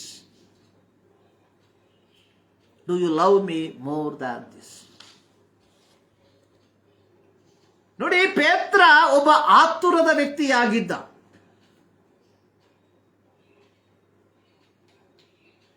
ಬೇರೆ ರೀತಿಯಲ್ಲಿ ಹೇಳ್ಬೇಕಾದ್ರೆ a self recognisation person. So ಎಲ್ಲ ಕಡೆ ತನ್ನನ್ನು ತಾನೇ ತೋರ್ಪಡಿಸಿಕೊಳ್ಳುವುದಕ್ಕೆ ಬಯಸುವಂತ ವ್ಯಕ್ತಿಯಾಗಿದ್ದ. ಯೇಸು ಸ್ವಾಮಿ ಒಮ್ಮೆ ಸಮುದ್ರದಲ್ಲಿ ನಡ್ಕೊಂಡು ಬರ್ತಾ ಇರ್ಬೇಕಾದ್ರೆ ಹೇಳ್ತಾ ಇದ್ದಾನೆ, ಸ್ವಾಮಿ ನೀನೇ ಆಗಿದ್ರೆ ನನಗೂ ಬರೋದಕ್ಕೆ ಅವಕಾಶ ಕೊಡು. ಯೇಸು ಸ್ವಾಮಿ ತನ್ನ ಶ್ರಮ ಮರಣದ ಕುರಿತಾಗಿ ಹೇಳುವ ಸಂದರ್ಭದಲ್ಲಿ ಹೇಳ್ತಾ ಇದ್ದಾರೆ, ನಿನಗೆ ಈ ರೀತಿ ಸಂಭವಿಸಬಾರದು. ಆಮೇಲೆ ಯೇಸು ಸ್ವಾಮಿ ಹೇಳಿದ್ರು, ಪೇತ್ರನೇ, ಕೋಳಿ ಕೂಗುವುದಕ್ಕಿಂತ ಮುಂಚಿತವಾಗಿ ಇವತ್ತು 3 ಸಾರಿ ನನ್ನನ್ನು ಅರಿಯೇನೆಂಬುದಾಗಿ ಹೇಳ್ತೀಯ? ಆಗ ಹೇಳ್ದ, ಇಲ್ವೇ ಇಲ್ಲ, ಹೇಳದೇ ಇಲ್ಲ. I am ready to die for you. ನಾನು ನಿನಗೋಸ್ಕರ ಸಾಯೋದಕ್ಕೆ ಸಿದ್ಧನಾಗಿದ್ದೇನೆ. ಆತುರದ ವ್ಯಕ್ತಿ. ಸೊ ಅವನಿಗೆ ಗೊತ್ತಿಲ್ಲ ಏನು ಹೇಳ್ತಾ ಇದ್ದಾನೆ ಎಂಬುದಾಗಿ.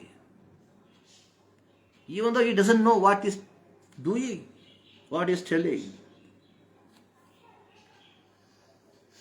ಸೊ ಇಲ್ಲಿ ಯೇಸು ಸ್ವಾಮಿ ಹೇಳ್ತಾ ಇದ್ದಾನೆ, ಯೋಹಾನನ ಮಗನಾದ ಸಿಮೋನನೇ, ನೀನು ಇವರಿಗಿಂತ, ಇವೆಲ್ಲವುಗಳಿಗಿಂತ, ಮೂಲ ಭಾಷೆಯಲ್ಲಿ ಬರೆಯಲ್ಪಟ್ಟಿರುವಂಥದ್ದು ಇವೆಲ್ಲವುಗಳಿಗಿಂತ.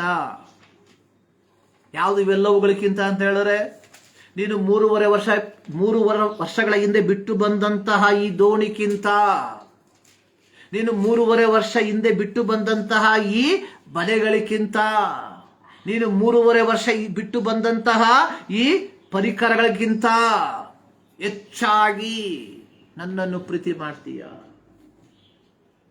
ಆ ತರದ ವ್ಯಕ್ತಿಯಾಗಿದ್ದಂತಹ ಪೇತ್ರ ಹೇಳ್ತಾ ಇದ್ದಾನೆ.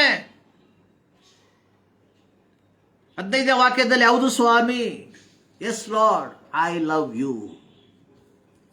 ನೋಡಿ, ಯೇಸು ಸ್ವಾಮಿ ಕೇಳಿದಂಥದ್ದು ಅಗಾಪೆ ಪ್ರೀತಿ, ಸೆಲ್ಫ್ ಸ್ಯಾಕ್ರಿಫೈಸ್, ಸ್ವಯಂ ತ್ಯಾಗದ ಪ್ರೀತಿ. ಆದ್ರೆ ಪೇತ್ರ ಹೇಳ್ತಾ ಇದ್ದಾರೆ, yes I love, brotherly love. ನೋಡಿ, ಯೇಸುವಿನ ಪದ ಪ್ರೀತಿ ಅನ್ನುವಂಥದ್ದು ಸ್ಯಾಕ್ರಿಫಿಷಲ್, ಸ್ವಯಂ ಸಮರ್ಪಣೆಯ ಪ್ರೀತಿ.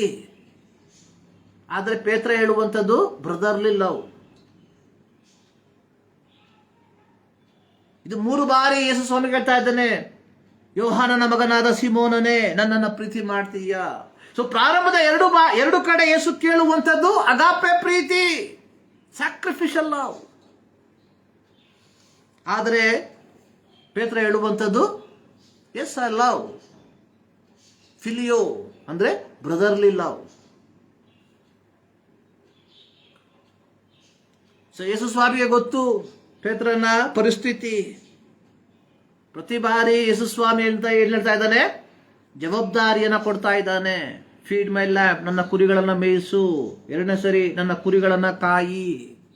ಸೊ 3ನೇ ಸಾರಿ ಮತ್ತೆ ಕೇಳ್ತಾ ಇದ್ದಾನೆ, ಯೋಹಾನನ ಮಗನಾದ ಸಿಮೋನನೇ, ನನ್ನ ಮೇಲೆ ಮಮತೆ ಇಟ್ಟಿದ್ದೀಯಾ? ಇಲ್ಲಿ ಯೇಸು ಸ್ವಾಮಿ ಏನ್ ಮಾಡ್ಬಿಟ್ರು, ಚೇಂಜ್ ಮಾಡ್ಬಿಟ್ರು. ಸೊ ಅಗಾಪೆ ಪ್ರೀತಿಯನ್ನ ತೆಗೆದು ಯೇಸು ಸ್ವಾಮಿ ಹೇಳ್ತಾ ಇದ್ದಾರೆ, ಸೊ ನೀನು ನಿಜವಾಗಲು ನನ್ನನ್ನು ಸಹೋದರ ಪ್ರೀತಿಯಲ್ಲಿ ಪ್ರೀತಿ ಮಾಡ್ತಾ ಇದೀಯಾ? ಸಹೋದರ ಪ್ರೀತಿ ಅನ್ನುವಂಥದ್ದು there is a positive as well as negative. Yesu ಸ್ವಾಮಿ ಹೇಳ್ತಾ ಇದ್ದಾರೆ, ಡೂ ಯು ಲವ್ ಮೀ? ನನ್ನ ಮೇಲೆ ಮಮತೆ ಇಟ್ಟಿದೀಯಾ? ಆಗ ಗೊತ್ತಾಯ್ತು ಪೇತ್ರನಿಗೆ. ಅಲ್ಲಿ ತನಕ ಆತುರವಾಗಿ ಉತ್ತರವನ್ನು ಹೇಳ್ತಾ ಇದ್ದ ಪೇತ್ರ. 3ನೇ ಸಾರಿ ಯೇಸು ಸ್ವಾಮಿ ಕೇಳುವಂತಹ ಸಂದರ್ಭದಲ್ಲಿ ಪೇತ್ರನು ದುಃಖಪಟ್ಟ. ಆತುರವಾಗಿ ಉತ್ತರವನ್ನು ಹೇಳೋದಕ್ಕೆ ಅವನಿಂದ ಸಾಧ್ಯ ಆಗ್ತಾ ಇಲ್ಲ. C.S. ಲೂಯಿಸ್ ಎಂಬ ಭಕ್ತ ಹೇಳಿರುವಂಥದ್ದು, ದೇವರ ಪ್ರೀತಿ ಕೇವಲ ಭಾವನಾತ್ಮಕವಾದಂಥದ್ದಲ್ಲ, ಅದು ದಹಿಸುವ ಅಗ್ನಿಯಾಗಿದೆ. It is a consuming fire. ದೇವರ ಪ್ರೀತಿ it is not emotional. So ಪ್ರಾರಂಭದ 2 ಭಾಗದಲ್ಲಿ ಪೇತ್ರ ಹೇಳ್ತಾ ಇದ್ದಾನೆ, ಎಮೋಷನಲ್ ಆಗಿ ಹೇಳ್ತಾ ಇದ್ದಾರೆ, ಎಸ್ ಐ ಲವ್ ಯು. ಆದರೆ 3ನೇ ಬಾರಿ ಯೇಸು ಸ್ವಾಮಿ ತನ್ನ ಪದವನ್ನು ಬದಲಾಯಿಸಿಬಿಟ್ಟ. ಸೊ ಅಗಾಪೆ ಪ್ರೀತಿಗೆ ಬದಲಾಗಿ ಹೇಳ್ದ, ಡೂ ಯು ಲವ್ ಮೀ, ಫಿಲಿಯೋ, ಸಹೋದರ ಸ್ನೇಹದಲ್ಲಿ ನನ್ನ ಪ್ರೀತಿ ಮಾಡ್ತಾ ಇದೀಯಾ? ಯಾಕಂದ್ರೆ ಪ್ರಾರಂಭ 2 ಸರಿ ಗೊತ್ತಾಯ್ತು, ಇದು ಬೋಗಸ್ ಅಂತ ಹೇಳ್ಬಿಟ್ಟು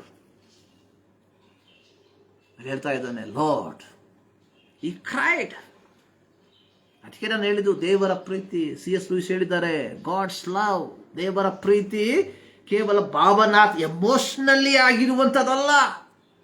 ಸೊ ಇವತ್ತು ನಮ್ಮದೆಲ್ಲ ಎಮೋಷನಲ್. ಇವತ್ತು ಸೊ ನಮ್ಮ ಆರಾಧನೆ ಎಮೋಷನಲ್ಲು, ನಾವು ಹಾಡು ಆಡುವಂಥದ್ದು ಎಮೋಷನಲ್ ಆಗಿ.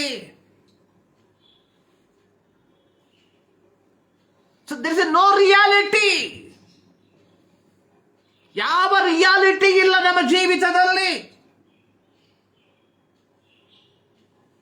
ನಮ್ಮ ಕೌಟುಂಬಿಕ ಜೀವಿತದಲ್ಲಿ ರಿಯಾಲಿಟಿ ಇಲ್ಲ, ನಮ್ಮ ವಿದ್ಯಾಭ್ಯಾಸದಲ್ಲಿ ರಿಯಾಲಿಟಿ ಇಲ್ಲ. V are wearing mask in every aspect of our life. ನಮ್ಮ ಜೀವಿತದ ಪ್ರತಿ ಕ್ಷಣಗಳಲ್ಲಿ ನಾವೇನ್ ಮಾಡ್ತೇವೆ? ಮುಖವಾಡವನ್ನು ಧರಿಸಿಕೊಂಡಿದ್ದೇವೆ. ಯೇಸು ಸ್ವಾಮಿ ಫರಿಸಾಯರನ್ನು ನೋಡಿ ಹೇಳ್ದ, ಯು ಹಿಪೋಕ್ರೈಟ್.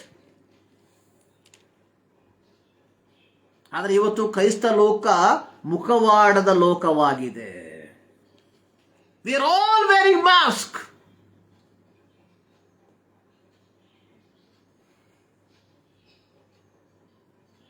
ನೋಡಿ ಇಲ್ಲಿ ಯೇಸು ಸ್ವಾಮಿ ಕೇಳ್ತಾ ಇದ್ದಾನೆ,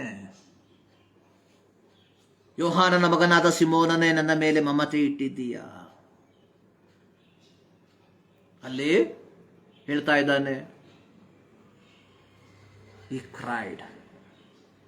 ನೋಡಿ C.S. ಲೂಯಿಸ್ ಅವರು ಹೇಳಿರುವಂಥದ್ದು, ಸೊ ದೇವರು ಪರಿಪೂರ್ಣತೆಯನ್ನು ಬಯಸುವಂಥದ್ದು. ಬಿಕಾಸ್ ಈಸ್ ಎ ಪರಿಪೂರ್ಣನಾದಂತಹ ದೇವರು. ಮನುಷ್ಯರನ್ನು ಅವರ ಅದೇ ಸ್ಥಿತಿಯಲ್ಲಿ ಬಿಟ್ಟು ಹೋಗುವುದಕ್ಕೆ ದೇವರು ಬಯಸೋದಿಲ್ಲ. ಸೊ ಯೇಸು ಸ್ವಾಮಿಗೆ ಒಂದು ಪರಿಪೂರ್ಣವಾದ ಉತ್ತರವನ್ನ ಇಲ್ಲಿಂದ ಪೇತ್ರನ ಮೂಲಕವಾಗಿ ಪಡೆದುಕೊಳ್ಳುವುದಕ್ಕೆ ಬಯಸ್ತಾ ಇದ್ದ. ಆದುದರಿಂದಲೇ ಕೇಳಿದ್ದು, ಡೂ ಯು ಲವ್ ಮೀ?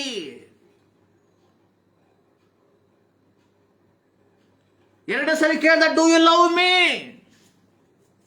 ಆದರೆ ದೇವರ ಪ್ರೀತಿ ಎಂಬ ಪದವನ್ನ ಅರ್ಥ ಮಾಡಿಕೊಳ್ಳುವುದಕ್ಕೆ ಪೇತ್ರನಿಂದ ಸಾಧ್ಯವಾಗಲಿಲ್ಲ.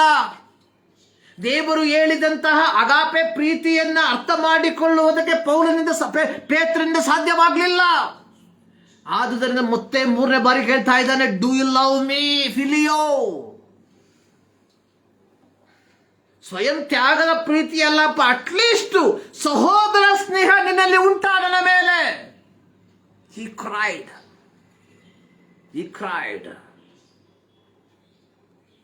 ಪ್ರಿಯ ದೇವ ಜನರೇ, ಡೂ ವಿ ಲವ್ ಕ್ರೈಸ್ಟ್? ನಾವು ದೇವರನ್ನ ಪ್ರೀತಿ ಮಾಡ್ತಾ ಇದ್ದೇವ?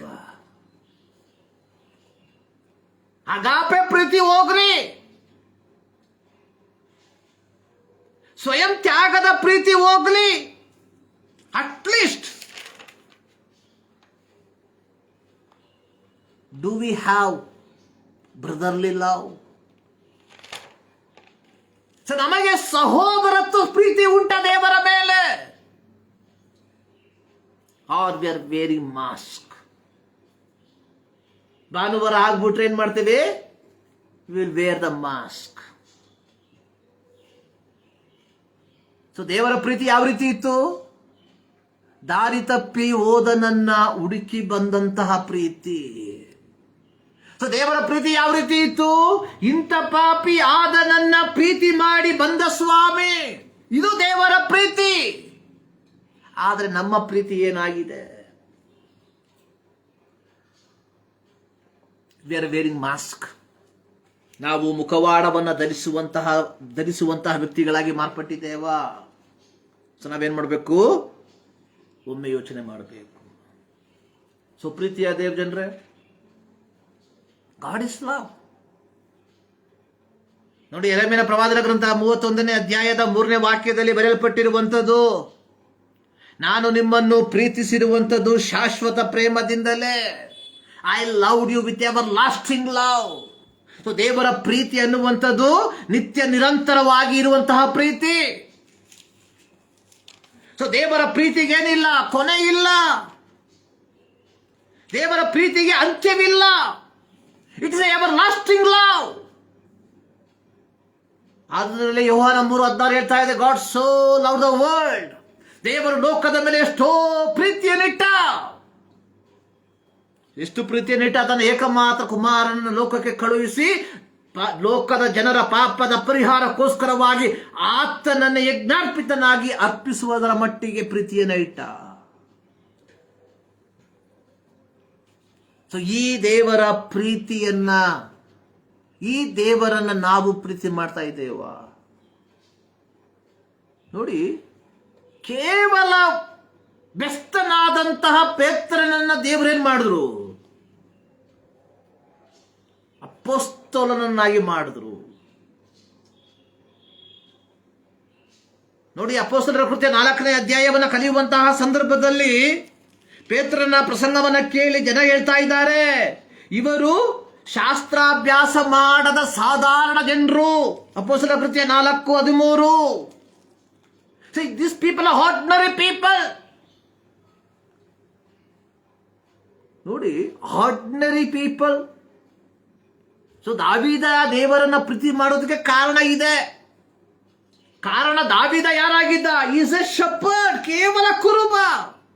A least person in his family. ತನ್ನ ಕುಟುಂಬದಲ್ಲಿ ಗಣನೆಗೆ ಬಾರದಂತಹ ವ್ಯಕ್ತಿ. ಈ ಒಂದು ತಂದೆ ತಾಯಿಗಳು ಅವನ ಕುರಿತಾಗಿ ಮರ್ತೋಗ್ಬಿಟ್ಟಿದ್ರು. ಆದುದರಲ್ಲಿ 27ನೇ ಕೀರ್ತನೆಯಲ್ಲಿ ದಾವೀದ ಹೇಳ್ತಾ ಇದ್ದಾನೆ, ತಂದೆ ತಾಯಿಗಳು ನನ್ನನ್ನು ತೊರೆದು ಬಿಟ್ಟರೇನು, ಯೆಹೋವನು ನನ್ನನ್ನು ಸೇರಿಸ್ಕೊಳ್ತಾನೆ. ಸೊ ಅದು ದೇವರ ಪ್ರೀತಿ ಏನೆಂಬುದನ್ನು ದಾವೀದ ಗ್ರಹಿಸಿಕೊಂಡಿದ್ದಂತಹ ವ್ಯಕ್ತಿಯಾಗಿದ್ದ. ಆದರೆ ಇದೇ ಯೇಸು ಸ್ವಾಮಿ ಕೇಳ್ತಾ ಇದ್ದಾನೆ ಪೇತ್ರನಿಗೆ, ಪೇತ್ರನೇ, ಡೂ ಯು ಲವ್ ಮೀ? ನೋಡಿ, ಇದೇ ಪೇತ್ರನಿಗೋಸ್ಕರವಾಗಿ ಕೇವಲ 3 ವಾರಗಳ ಹಿಂದೆ ಶಿಲುಬೆಯ ಮೇಲೆ ಪ್ರಾಣವನ್ನ ಕೊಟ್ಟಂತಹ ತ್ಯಾಗಪೂರ್ಣನಾದ ಯೇಸು ಸ್ವಾಮಿ ಹೇಳ್ತಾ ಇದ್ದಾನೆ, ಡೂ ಯು ಲವ್ ಮೀ? ಪ್ರೀತಿಯ ದೇವಜನರೇ, ನಮಗೋಸ್ಕರವಾಗಿ ಶಿಲುಬೆಯ ಮೇಲೆ ಪ್ರಾಣ ಕೊಟ್ಟಂತ ಯೇಸು ಸ್ವಾಮಿ ಇವತ್ತು ನಮ್ಮನ್ನ ನೋಡಿ ಕೇಳ್ತಾ ಇದ್ದಾನೆ, ಡೂ ಯು ಲವ್ ಮೀ? ನೀವು ನನ್ನನ್ನು ಪ್ರೀತಿ ಮಾಡ್ತಾ ಇದ್ದೀರಾ?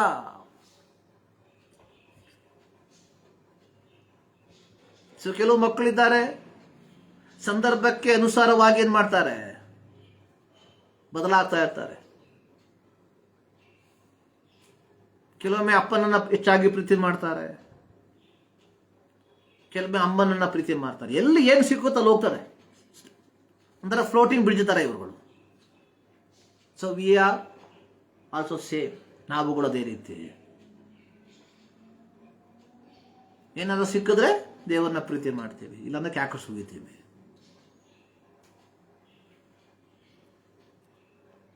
ಆದ್ರೆ ದಾವೀದ ಹೇಳ್ತಾ ಇದ್ದಾನೆ, you was in the wilderness. ಎಲ್ಲಿದ್ದಾನೆ? ಯಹೂದದ ಅರಣ್ಯದಲ್ಲಿದ್ದಾನೆ. ಹೇಳ್ತಾ ಇದ್ದಾನೆ, ಐ ಲವ್ ಯು. ದೇವರೇ, ನನ್ನ ದೇವರೇ, ನಾನು ನಿನ್ನ ದರ್ಶನವನ್ನ ಕುತೂಹಲದಿಂದ ಎದುರು ನೋಡ್ತೇನೆ. ನೀರಿಲ್ಲದ ಒಣಗಿದ ಭೂಮಿಯಲ್ಲಿ ಇದ್ದವನು ನೀರಿಗಾಗಿಯೋ ಎಂಬಂತೆ.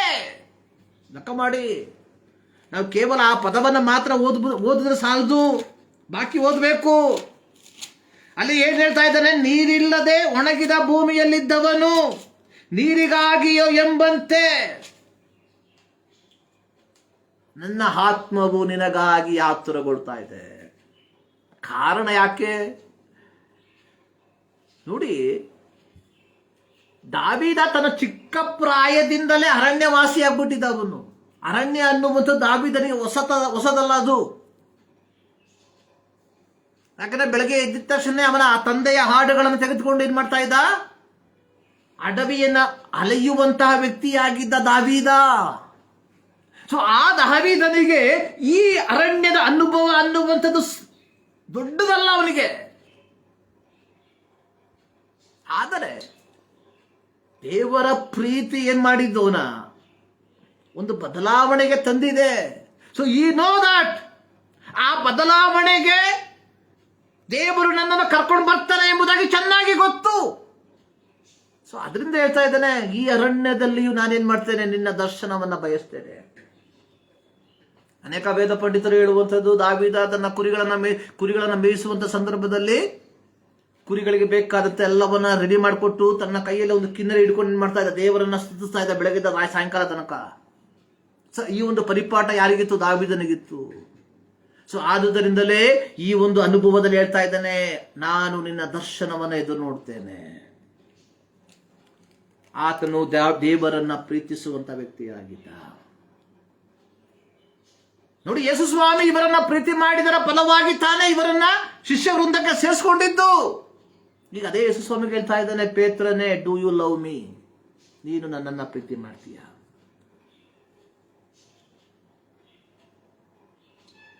ಸೊ ನನ್ನನ್ನು ಕೇಳುವ ಪ್ರೀತಿಯ ದೇವಜನರೇ, ನಮ್ಮ ಪ್ರೀತಿ, ಕ್ರಿಸ್ತನೊಂದಿಗಿನ ನಮ್ಮ ಪ್ರಯಾಣ ಒಂದು ನಿಕಟವಾದ ಪ್ರೀತಿಯ ಪ್ರಯಾಣವಾಗಿದ್ದೀಯಾ? ಒಂದು ಉತ್ಕಟವಾದ ಪ್ರೀತಿಯ ಪ್ರಯಾಣವಾಗಿದೆಯಾ? ಒಂದು ಅತಿಯಾದ ಪ್ರೀತಿಯ ಪ್ರಯಾಣವಾಗಿದೆಯಾ? ತೀವ್ರವಾದ ಪ್ರೀತಿಯ ಪ್ರಯಾಣವಾಗಿದೆಯಾ? ಒಮ್ಮೆ ನೀವು ಪರೀಕ್ಷೆ ಮಾಡಿಕೊಳ್ಳ್ರಿ.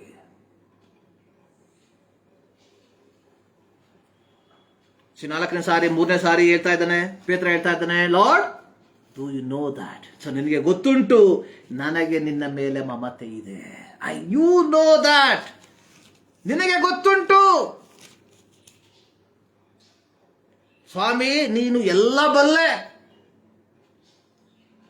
ಅದೇ ನಾನು ಯಾವಾಗಲೂ ಹೇಳ್ತೀನಲ್ಲ, ಡೋಂಟ್ ಟ್ರೈ ಟು ದೇವ್ರ ಕಣ್ಣಿಗೆ ಮಣ್ಣಾಕಕ್ಕೆ ನೋಡಬೇಡಿ. You know that? ದೇವರಿಗೆಲ್ಲ ಗೊತ್ತು. ಸೊ 4,000 ಮಂದಿ ಯೇಸು ಸ್ವಾಮಿ ಬೆಳಗ್ಗೆ ಬಂದು 3 ದಿನ ಆಯ್ತು, ತಿನ್ನಕ್ಕೇನು ಇಲ್ಲ, ಬೋಧನೆ ಮಾಡಿ ಮಾಡಿ ಮಾಡಿ ಮಾಡಿ 3 ದಿನ ಕಳೆದು ಬಿಟ್ರು. ಸಾಯಂಕಾಲ ಆದಾಗ ಬಂದ್ರು, ಶಿಷ್ಯರು ಬಂದು ಹೇಳ್ತಾರೆ, ಸ್ವಾಮಿ ಇವ್ರನ್ನ ಕಳಿಸ್ಬಿಡಪ್ಪ ಬೇಗ ಬೇಗ, ರಾತ್ರಿ ಇದು ಅರಣ್ಯ, ಪಟ್ಟಣಕ್ಕೆ ಹೋಗ್ಬಿಟ್ಟು ಆಹಾರಕ್ಕೆ ಬೇಕಾದದನ್ನ ಇವರು ಇಸ್ಕೊಳ್ಳಿ, ಯೇಸು ಸ್ವಾಮಿ ನೀವೇ ಇವ್ರು ಊಟ ಕೊಡಿ. Because you know what is going to do. Yesu ಸ್ವಾಮಿ ಗೊತ್ತಿತ್ತು ಏನು ಮಾಡ್ತೀನಿ ಅಂತ ಎಂಬುದಾಗಿ, ಏನು ಮಾಡಬೇಕು ಎಂಬುದಾಗಿ ಗೊತ್ತಿತ್ತು.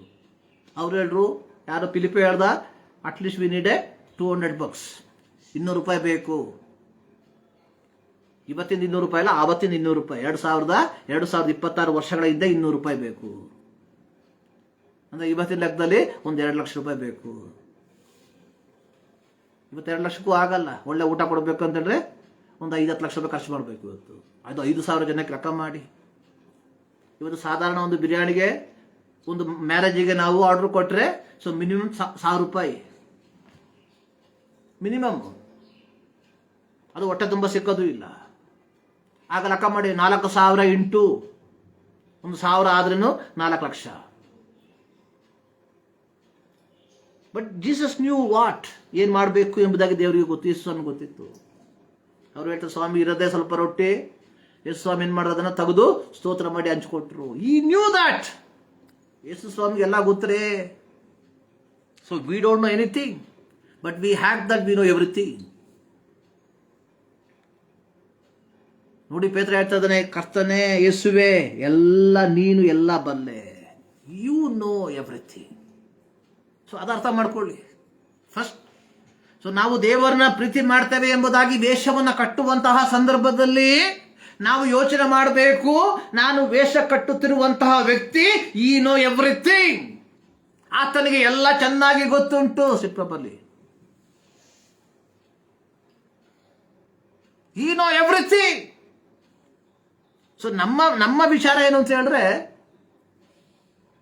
See what we think that ನಾವು ಆರಾಧಿಸುವಂತ ದೇವರು ನಥಿಂಗ್. ನಾವು ಹೇಳ್ತೇವೆ ಆಡ್ತೇವೆ, ಬಟ್ ನಮಗೆ ಇಲ್ಲ. So we don't have the seriousness.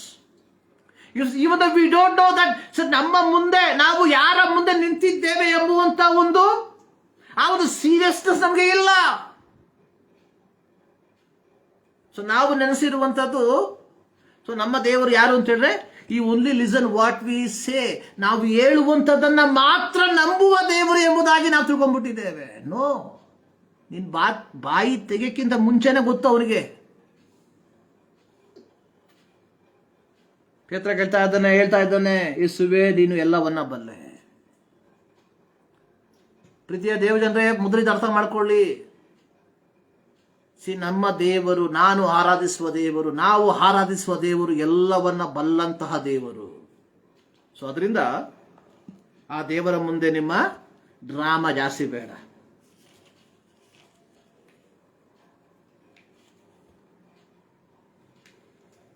So ನಾವು ಕ್ರಿಸ್ತನೊಂದಿಗೆ ನಿಕಟವಾದ ಪ್ರಯಾಣದಲ್ಲಿ ಇದ್ದೇವೆ ಎಂಬುದನ್ನು ನಾವು ಒಮ್ಮೆ ಪರೀಕ್ಷಿಸುವಂತವರಾಗಿರಬೇಕು. ಪೇತ್ರನ ಎಫೆಸ ಸಭೆಗೆ ಪತ್ರಿಕೆಯನ್ನು ಬರೆಯುವಂತಹ ಸಂದರ್ಭದಲ್ಲಿ ಹೇಳ್ತಾ ಇದ್ದಾನೆ, ನೀವು ಎಫೆಸ ಪತ್ರಿಕೆ 3ನೇ ಅಧ್ಯಾಯದ 18-19 ವಾಕ್ಯ, ನೀವು ದೇವರ ಪ್ರೀತಿಯಲ್ಲಿ ನೆಲೆಗೊಂಡು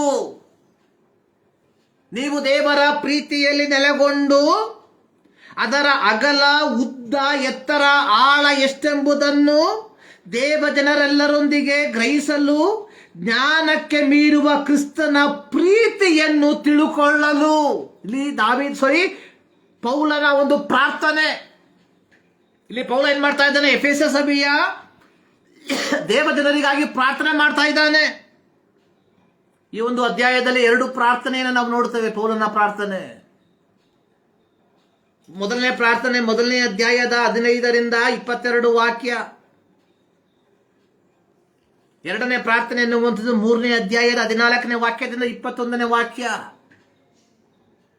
2ನೇ ಪ್ರಾರ್ಥನೆಯಲ್ಲಿ ಪೌಲನು ಎಫೆಸ ವಿಶ್ವಾಸಿಗಳಿಗೆ ಪ್ರಾರ್ಥನೆ ಮಾಡುವಂಥದ್ದು, ನೀವು ದೇವರ ಪ್ರೀತಿಯಲ್ಲಿ ನೆಲೆಗೊಂಡು ಅದರ ಉದ್ದ, ಅಗಲ, ಎತ್ತರ, ಆಳ ಎಷ್ಟೆಂಬುದನ್ನು, ಆತನ ಪ್ರೀತಿಯನ್ನ ತಿಳುಕೊಳ್ಳಲು ಪೂರ್ಣ ಶಕ್ತರಾಗುವುದಕ್ಕೋಸ್ಕರವಾಗಿ ನಿಮಗೋಸ್ಕರ ಬೇಡ್ತಾ ಇದ್ದೇನೆ. ಪ್ರಿಯರೇ, ವಿ ಶುಡ್ ನೋ ದೇವರ ಪ್ರೀತಿ ಎಷ್ಟೆಂಬುದಾಗಿ ನಾವು ಅರ್ಥ ಮಾಡಿಕೊಳ್ಳಬೇಕು.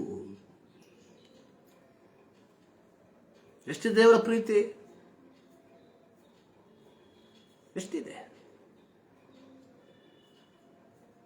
ದೇವರು ನಮ್ಮನ್ನು ಪ್ರೀತಿ ಮಾಡುತ್ತಿರುವುದರ ಫಲವಾಗಿ ತಾನು ಈಗಲೂ ವಿ ಆರ್ ಅಲೈವ್. ಸೊ ಇಲ್ಲದೆ ಹೋಗಿದ್ರೆ ನಮ್ಮ ಎದೆ ಮೇಲೆ RIP ಬರೆಯೋ ಟೈಮ್ ಯಾವತ್ತೋ ಮುಗ್ದೋಯ್ತು.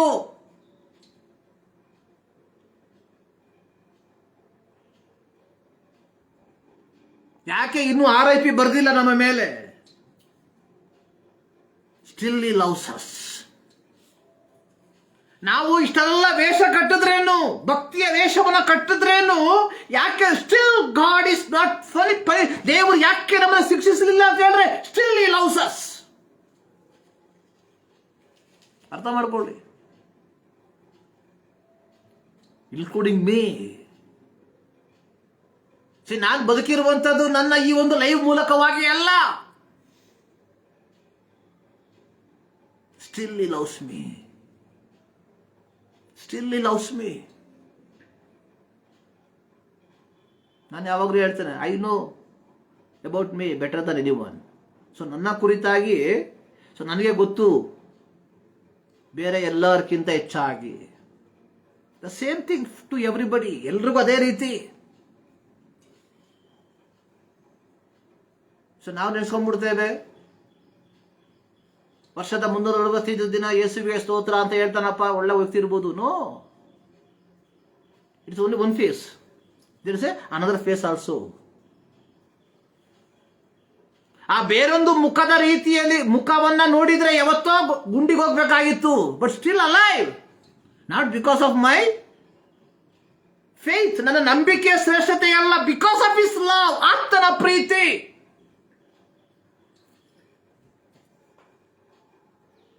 ಇಲ್ಲಿ ಪೌಲ ಹೇಳ್ತಾ ಇದ್ದಾನೆ, ಏನ್ ಮಾಡ್ಬೇಕು? ನೀವು ಆತನ ಪ್ರೀತಿಯ ಆಳವನ್ನ, ಆತನ ಪ್ರೀತಿಯ ಅಗಲವನ್ನ, ಆತನ ಪ್ರೀತಿಯ ಎತ್ತರವನ್ನ ನೀವೇನ್ ಮಾಡ್ಬೇಕು? ಗ್ರಹಿಸುವಂತೆ ದೇವರು ನಿಮಗೆ ಜ್ಞಾನವನ್ನ ಕೊಡಲಿ ಎಂಬುದಾಗಿ ನಾನು ಪ್ರಾರ್ಥನೆ ಮಾಡ್ತಾ ಇದ್ದೇನೆ.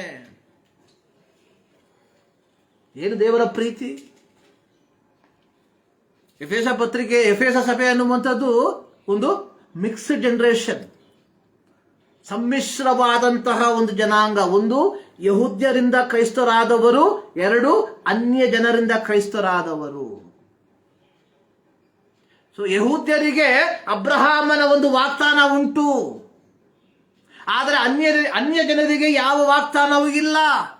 ಆದರೆ ಅನ್ಯರಾಗಿರುವಂತವರು ಯೇಸು ಕ್ರಿಸ್ತನ ರಕ್ತದ ಮೂಲಕವಾಗಿ ಏನಾದ್ರು ಯಹೂದ್ಯರೊಂದಿಗೆ ಒಂದೇ ಅಂಗಗಳಾಗಿ ಮಾರ್ಪಟ್ರು. ಸೊ ಈಗಿರಲಾಗಿ ಪೌಲ ಹೇಳ್ತಾ ಇದ್ದಾನೆ, ಅನ್ಯ ಜನರಾದ ಕ್ರೈಸ್ತರೇ, ನೀವು ದೇವರ ಪ್ರೀತಿಯ ಆಳವನ್ನ, ಉದ್ದವನ್ನ, ಅಗಲವನ್ನ ಅರ್ಥ ಮಾಡ್ಕೊಳ್ರಿ. ನೋಡಿ, ಎಫೆಸ ಸಭೆ ಅನ್ನುವಂಥದ್ದು one of the best church ಆ ಕಾಲದಲ್ಲಿ, ಪೌಲನ ಕಾಲದಲ್ಲಿ. ಆದರೆ ಕಾಲಕ್ರಮೇಣ ಏನಾಯ್ತು? ಎಫೆಸ ಸಭೆ ಏನಾಯ್ತು? ಬ್ಯಾಕ್ ಸ್ಲೈಡಿಂಗ್ ಆಗ್ಬಿಟ್ರು, ಅವರು ಹಿಂಜಾರಿ ಹೋಗ್ಬಿಟ್ರು. ನೋಡಿ, ಪ್ರಕಟಣೆ ಪುಸ್ತಕ 2ನೇ ಅಧ್ಯಾಯವನ್ನು ನಾವು ಕಲಿಯುವಂತಹ ಸಂದರ್ಭದಲ್ಲಿ ಯೋಹಾನನು ಎಫೆಸ ಸಭೆಗೆ ಪ್ರಕಟಣೆಯನ್ನು ಬರೆಯುವಂತಹ ಸಂದರ್ಭದಲ್ಲಿ ಹೇಳ್ತಾ ಇದ್ದಾನೆ, ಅವರ ಕುರಿತಾಗಿ ಒಳ್ಳೆದು ಹೇಳ್ತಾ ಇದ್ದಾನೆ 2ನೇ ವಾಕ್ಯದಲ್ಲಿ. ನಿಮ್ಮ ಕೃತ್ಯವನ್ನ, ಪ್ರಯಾಸವನ್ನ ಬಲ್ಲೆನು, ನೀವು ದುಷ್ಟರನ್ನ ಸಹಿಸಲಾರಿರಿ. ಅಪೋಸ್ತಲರಲ್ಲದಿದ್ದರೂ ತಮ್ಮನ್ನು ಅಪೋಸ್ತಲರೆಂದು ಹೇಳಿಕೊಳ್ಳುವವರನ್ನು ನೀವು ಪರೀಕ್ಷಿಸಿ ಅವರನ್ನು ಸುಳ್ಳುಗಾರನೆಂದು ಕಂಡುಕೊಂಡು ಅವನ್ನ ಉದ್ಧಾರ ಹಾಕ್ಬಿಟ್ಟಿದ್ದೀರಾ. Everything is good. ಆದ್ರೆ 4ನೇ ವಾಕ್ಯದಲ್ಲಿ ಹೇಳ್ತಾ ಇದ್ದಾನೆ, ಆದ್ರೆ there is a one thing negative. So ನಿಮ್ಮಲ್ಲಿ ಒಂದು ಏನಿದೆ? ನಕಾರಾತ್ಮಕ ಗುಣ ಇದೆ. ಏನು ನಕಾರಾತ್ಮಕ ಗುಣ?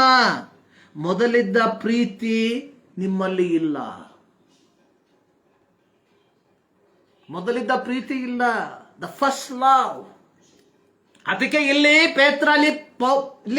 ಪೌಲ ಎಫೆಸ ಸಭೆಯ ವಿಶ್ವಾಸಿಗಳಿಗೆ ಪ್ರಾರ್ಥನೆ ಮಾಡ್ತಾ ಇರುವಂತದ್ದು, ದೇವರ ಪ್ರೀತಿಯ ಆಳವನ್ನು ಗ್ರಹಿಸಿಕೊಳ್ಳ್ರಿ. ನೋಡಿ, 2ನೇ ಅಧ್ಯಾಯದಲ್ಲಿ, ಎಫೆಸ ಪತ್ರಿಕೆ 2ನೇ ಅಧ್ಯಾಯದಲ್ಲಿ ಸ್ಪಷ್ಟವಾಗಿ ಪೌಲ ಹೇಳ್ತಾ ಇದ್ದಾನೆ. ಏನ್ ಹೇಳ್ತಾ ಇದ್ದಾನೆ? ನೀವು ಜನ್ಮದಿಂದ ಅನ್ಯ ಜನರಾಗಿದ್ದೀರಿ, ಇಸ್ರಾಯೇಲಿನಲ್ಲಿ ಹಕ್ಕಿಲ್ಲದವರು, ಅಬ್ರಹಾಮನಿಗೆ ಉಂಟಾದ ವಾಗ್ದಾನದಲ್ಲಿ ಸೇರದವರು, ಯಾವ ನಿರೀಕ್ಷೆ ಇಲ್ಲದವರು, ದೇವರನ್ನರಿಯದವರು, ಕ್ರಿಸ್ತನನ್ನು ಸೇರದವರು ಆಗಿದ್ದೀರಿ. ಆದರೆ ಯೇಸು ಕ್ರಿಸ್ತನ ಮೂಲಕ, ಯೇಸು ಕ್ರಿಸ್ತನ ತ್ಯಾಗದ ಮರಣದ ಮೂಲಕ, ಯೇಸು ಕ್ರಿಸ್ತನ ರಕ್ತದ ಮೂಲಕ ದೇವರ ಮಕ್ಕಳಾಗಿ ಅಬ್ರಹಾಮನ ಸಂತತಿಯೊಂದಿಗೆ, ಅಬ್ರಹಾಮನ ವಾಗ್ದಾನದಲ್ಲಿ ನೀವು ಪಾಲುಗಾರರಾಗಿದ್ದೀರಿ. ಈ ಪ್ರೀತಿಯನ್ನ ನೀವು ಅರ್ಥ ಮಾಡ್ಕೊಳ್ರಿ.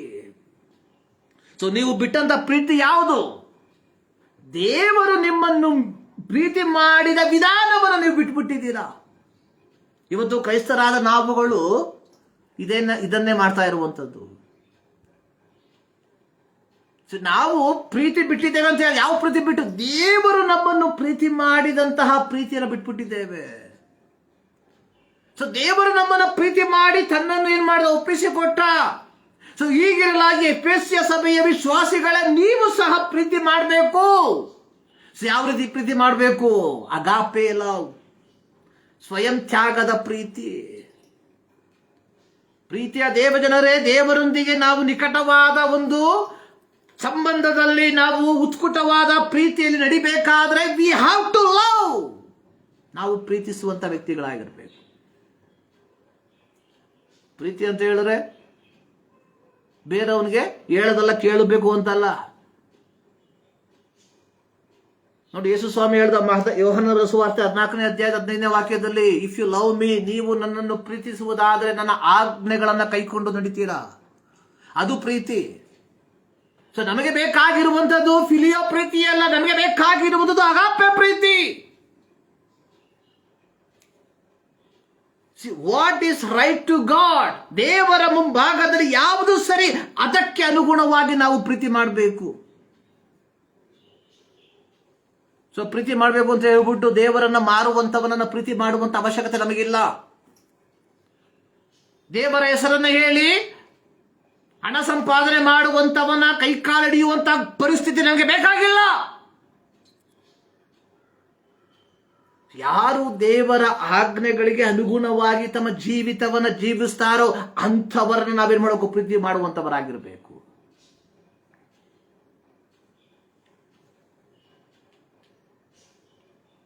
ಪ್ರೀತಿಯ ದೇವ ಜನರೇ, ಸೊ ನಮ್ಮ ನಡತೆ ಯಾವ ರೀತಿ ಇದೆ ನೋಡಿ. ಕಳೆದ ವಾರ ನಾವು ಧ್ಯಾನ ಮಾಡಿದ್ವಿ, ಯೇಸು ಸ್ವಾಮಿ ನಮಗೆ ಸಹಯಾತ್ರಿಕನಾಗಿ ನಡೆದ. ಆದರೆ ಇವತ್ತು ನಾವು ಕ್ರಿಸ್ತನೊಂದಿಗೆ ಯಾವ ರೀತಿಯಾಗಿ ನಡಿಬೇಕು. ನೀವು ನನ್ನನ್ನು ಪ್ರೀತಿ ಮಾಡುವುದಾದರೆ ನನ್ನ ಆಜ್ಞೆಗಳನ್ನು ಕೈಕೊಂಡು ನಡೀತೀರಾ. ನಾವು ದೇವರ ಆಜ್ಞೆಗಳನ್ನು ಪ್ರೀತಿ ಮಾಡಿ ನಡೆಯುವಂತ ವ್ಯಕ್ತಿಗಳಾಗಿದ್ದೇವೆ. ಯೋಹಾನನು ತನ್ನ ಪತ್ರಿಕೆಯಲ್ಲಿ ಬರೆದಿರುವಂಥದ್ದು, ಅಲ್ಲಿ ಯೋಹಾನನು ಹೇಳಿರುವಂಥದ್ದು, ನಾವು ಆತನನ್ನು ಪ್ರೀತಿಸುತ್ತೇವೆ ಎಂದು ಹೇಳಿ ಆತನ ಆಜ್ಞೆಗಳನ್ನು ಕೈಕೊಳ್ಳದೆ ನಡೆದರೆ ನಾವು ಸುಳ್ಳುಗಾರರಾಗಿದ್ದೇವೆ. We are the liars. ನಾವು ಹೇಳ್ತೇವೆ, oh we love you, I love you God, ಆದರೆ ಆತನ ಆಜ್ಞೆಗಳನ್ನು ಕೈಕೊಂಡು ನಡೆಯೋದಿಲ್ಲ. ಏನು ಆತನ ಆಜ್ಞೆ ಅದೇ ಎಲ್ರಿಗೂ ಗೊತ್ತಿಲ್ಲ. ನಾನು ಎಲ್ಲವರ ಹೇಳ್ತಾ ಇದ್ದೇನೆ, ಏನು ಆತನ ಆಜ್ಞೆ. ಆತನ ಆಜ್ಞೆ ಅಂತ ಹೇಳಿದ್ರೆ ಕಾಣಿಕೆ ಕೊಡೋದಾ? ಆತನ ಆಜ್ಞೆ ಎನ್ನುವಂಥದ್ದು ದಶಮ ಭಾಗ ಕೊಡೋದಾ? ಆತನ ಆಜ್ಞೆ ಎನ್ನುವಂಥದ್ದು 52 ವಾರ ಆಲಯಗಳಿಗೆ ಹೋಗೋದಾ? ಏನು ಆತನ ಆಜ್ಞೆ? ಚಿಲ್ಡ್ರನ್ಸ್ ಲವ್ ಯುವರ್ ಪೇರೆಂಟ್ಸ್ ಒಂದು ಆಜ್ಞೆ. ಮೊದಲನೇ ಆಜ್ಞೆ ಯಾವುದು? ಮಕ್ಕಳೇ ನಿಮ್ಮ ತಂದೆ ತಾಯಿಗಳ ಮಾತನ್ನ ಕೇಳ್ರಿ. ಎರಡನೇ ಆಜ್ಞೆ ಯಾವುದು? ಗಂಡಂದಿರೇ ನಿಮ್ಮ ಹೆಂಡತಿಯರನ್ನ ಪ್ರೀತಿ ಮಾಡ್ರಿ. ಎರಡಲ್ಲ, ಮಕ್ಕಳಿಗೆ ಆಜ್ಞೆ ಇದು, ಗಂಡನಿಗೆ ಆಜ್ಞೆ ಇದು. ಹೆಂಡತಿಯ ಆಜ್ಞೆ ಏನು? ಹೆಂಡತಿಯೇ ನಿಮ್ಮ ಗಂಡಂದಿರಿಗೆ ಅಧೀನರಾಗಿರ್ರಿ. ಯವನಸ್ಥರೇ ಹಿರಿಯರನ್ನ ಗೌರವಿಸಿರಿ. ಯಜಮಾನರೇ ನಿಮ್ಮ ಸೇವಕರಿಗೆ ನ್ಯಾಯವಾದದ್ದನ್ನ ಮಾಡ್ರಿ. 12 ತಾಸು ಕೆಲಸ ಮಾಡಿಬಿಟ್ಟು 8 ತಾಸು ದುಡ್ಡು ಕೊಡೋದಲ್ಲ ನ್ಯಾಯ. ಸೇವಕರೇ ನಿಮ್ಮ ಯಜಮಾನರಿಗೆ ನ್ಯಾಯವಾಗಿ ಕೆಲಸ ಮಾಡಿ. ಇದು ಆಜ್ಞೆ ಅನ್ನುವಂಥದ್ದು. ಸೊ ನಮಗಿದು ಯಾವುದು ಬೇಡ, ನಮ್ಗೆ ಇದಕ್ಕೆ ಮೇಲೆ ಬೇಕು. ಮೇಲೆ 20 ಶತಮಾನ ಟೈತ್ ಕೊಡು, we are ready to give. ಈ 10 ಶತಮಾನನೇ ಎಲ್ಲಿಂದ ಬಂತು ಗೊತ್ತಿಲ್ಲ, ಇವಾಗ 20 ಶತಮಾನ ಕೇಳ್ತಾ ಇದ್ದಾರೆ ಇವಾಗ ಟೈತು. ಅದು ಕೊಡಕ್ಕೂ ತಯಾರಾಗಿದ್ದೇವೆ ನಾವು. ಆದರೆ ತಂದೆ ತಾಯಿಗಳಿಗೆ ವಿಧೇಯರಾಗೋದಕ್ಕೆ ನಾವು ತಯಾರಿಲ್ಲ. ಹೆಂಡತಿಯನ್ನು ಪ್ರೀತಿಸೋದಕ್ಕೆ ನಾವು ತಯಾರಿಲ್ಲ. ಗಂಡನಿಗೆ ಅಧೀನರಾಗೋದಕ್ಕೆ ನಾವು ತಯಾರಿಲ್ಲ. ಹಿರಿಯರನ್ನ ಗೌರವಿಸೋದಕ್ಕೆ ನಾವು ತಯಾರಿಲ್ಲ. ಆಹಾರವಿಲ್ಲದವರಿಗೆ ಆಹಾರ ಕೊಡೋದಕ್ಕೆ ನಾವು ತಯಾರಿಲ್ಲ. ವಸ್ತ್ರವಿಲ್ಲದವರಿಗೆ ವಸ್ತ್ರ ಕೊಡೋದಕ್ಕೆ ನಾವು ತಯಾರಿಲ್ಲ. ನಾವು ದೊಡ್ಡ ದೊಡ್ಡ ಚರ್ಚ್ ಕಟ್ಟೋದಕ್ಕೆ ನಾವು ತಯಾರಾಗಿದ್ದೇವೆ. ಸಾಲ ಮಾಡಿ ಬೇಕಾದ್ರೆ ಕೊಡ್ತೇವೆ. ನೋಡಿ, ಇಲ್ಲಿ ಯೋಹಾನ ಹೇಳ್ತಾ ಇದ್ದಾನೆ, ಆತನನ್ನು ಪ್ರೀತಿಸುತ್ತೇವೆ ಎಂದು ಹೇಳಿ, ಅಲ್ಲಿ ಬರೆದಿರುವಂಥದ್ದು ಏನು? ಆತನ ಆಜ್ಞೆಗಳನ್ನು ಕೈಕೊಳ್ಳದೆ ನಡೆಯುವವನು ಅವನು ಸುಳ್ಳುಗಾರನಾಗಿದ್ದಾನೆ. ಸುಳ್ಳುಗಾರ ಯಾರು? ಸೈತಾನು. ಅದೇ ಸೈತಾನನನ್ನ ಸುಳ್ಳುಗಾರ ಎಂಬುದಾಗಿ ನಾವು ಸತ್ಯವೇದದಲ್ಲಿ ಮೆನ್ಷನ್ ಮಾಡಿರುವಂಥದ್ದಾಗಿ ನಾವು ನೋಡ್ತೇವೆ. ಅಂದ್ರೆ ದೇವರ ಆಜ್ಞೆಗಳಿಗೆ ನಾವು ದೇವರನ್ನ ಪ್ರೀತಿಸುತ್ತೇವೆ ಎಂಬುದಾಗಿ ಹೇಳಿ ಆತನ ಆಜ್ಞೆಗಳನ್ನ ಕೈಕೊಳ್ಳದೆ ಹೋದ್ರೆ ನಾವು ಯಾರಾಗಿದ್ದೇವೆ? ಸ್ಮಾಲ್ ಪಿಶಾಚಿಗಳು, ಸೈತಾನ್ಗಳು.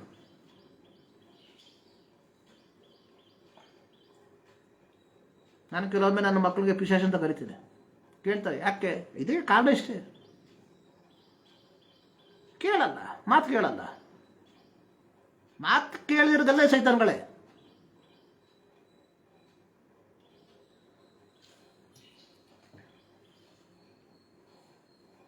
ನಾವು ತಿಳ್ಕೊಂಡ್ಬಿಟ್ಟಿದ್ದೇವೆ 119ನೇ ಕೀರ್ತನೆ ಬೈಪಾಠ ಮಾಡಿಬಿಟ್ರೆ ಮುಗೀತು.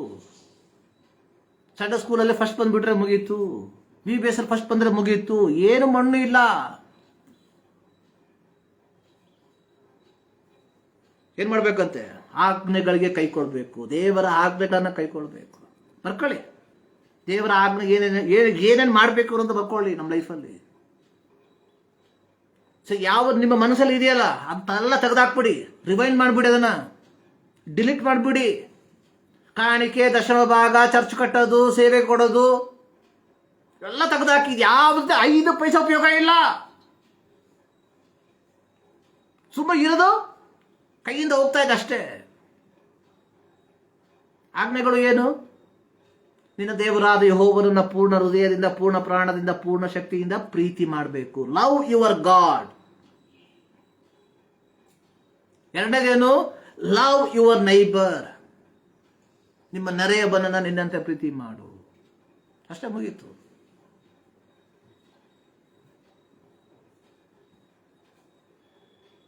ಪ್ರಿಯರೇ, ದೇವರು ನಮ್ಮನ್ನ ಕರೆದಿರುವಂಥದ್ದು walking with Jesus with a passionate love. ಒಂದು ಉತ್ಕಟವಾದ ಪ್ರೀತಿಯೊಂದಿಗೆ ಕ್ರಿಸ್ತನೊಂದಿಗೆ ನಡೆಯುವುದಕ್ಕೋಸ್ಕರವಾಗಿ ದೇವರು ನಮ್ಮನ್ನ ಕರೆದಿದ್ದಾನೆ. ಸೊ ಈ ಮುಂಜಾನೆಯಲ್ಲಿ ಒಮ್ಮೆ ಯೋಚನೆ ಮಾಡೋಣ. ನಮ್ಮ ಪ್ರಯಾಣ, ನಾವು ಯೇಸು ಕ್ರಿಸ್ತನೊಂದಿಗೆ ಆ ನಿಕಟವಾದ, ಆ ಉತ್ಕಟವಾದ ಪ್ರೀತಿಯಲ್ಲಿ ನಡೀತಾ ಇದ್ದೇವಾ?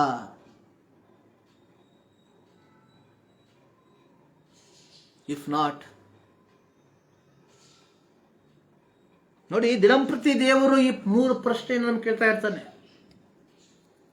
ಯೋಹಾನನ ಮಗನಾದ ಸಿಮೋನನೇ, ಇವೆಲ್ಲವುಗಳಿಗಿಂತ ಹೆಚ್ಚಾಗಿ ನನ್ನ ಮೇಲೆ ಪ್ರೀತಿ ಇಟ್ಟಿದೀಯಾ? ಯೋಹಾನನ ಮಗನಾದ ಸಿಮೋನನೇ, ನನ್ನ ಮೇಲೆ ಪ್ರೀತಿ ಇಟ್ಟಿದೀಯಾ? ಯೋಹಾನನ ಮಗನಾದ ಸಿಮೋನನೇ, ನನ್ನ ಮೇಲೆ ಪ್ರೀತಿ ಇಟ್ಟಿದೀಯಾ? ಈ ಒಂದು ಪ್ರಶ್ನೆ ಯಾವಾಗಲೂ ನಮ್ಮ ಕಿವಿಯಲ್ಲಿ ಏನು ಮಾಡಬೇಕು? ಅದು ಎಕೋ ಮಾಡ್ತಾ ಇರಬೇಕು, ಪ್ರತಿಧ್ವನಿ ಮಾಡ್ತಾ ಇರಬೇಕು. ಯಾಕಂದ್ರೆ ಯೇಸು ಸ್ವಾಮಿ ಒಂದೇ ಪ್ರಶ್ನೆ ಕೇಳೋದು ಎಲ್ರಿಗೂ, ಬೇರೆ ಯಾವ ಪ್ರಶ್ನೆ ಕೇಳಲ್ಲ. Do you love me? Do you love me? Do you love me? ನಾವು ಪೇತ್ರ ಹೇಳಿದ ರೀತಿಯಲ್ಲಿ yes Lord I love you, yes Lord I love you, yes Lord I love you. But ಯಾವತ್ತು ನಾವು ಹೇಳಲ್ಲ ಯು ನೋ ದಟ್. ನಾವು ಆ ಪದ ಹೇಳಲ್ಲ. ಪೇತ್ರ ಹೇಳಲ್ಲ ಯು ನೋ ದಟ್. ನಾವು ಅದೇ ಹೇಳಲ್ಲ. ಕೈ ಎತ್ರಿ, ಯೇಸುವನ್ನ ಪ್ರೀತಿ ಮಾಡೋ ಕೈ ಎತ್ರಿ. 2 ಕೈ ಎತ್ಬಿಡ್ತೀವಿ ನಾವು. But we will never tell yes you know that. ಯಾಕಂದ್ರೆ ನಮಗೆ ಗೊತ್ತು ನಾವು ಮಾಡಲ್ಲ ಅಂತ ಹೇಳ್ಬಿಟ್ಟು. ಅದಕ್ಕೆ ನಾನು ಹೇಳ್ದಲ್ಲ, so we know better than everybody. So ನಮ್ಮ ಕುರಿತಾಗಿ ನಮಗೆ ಗೊತ್ತು ನಾವೆಂಥ ಕಲ್ಪಿಟ್ಗಳತೆ ಎಂಬುದಾಗಿ. ಪ್ರಿಯರೇ,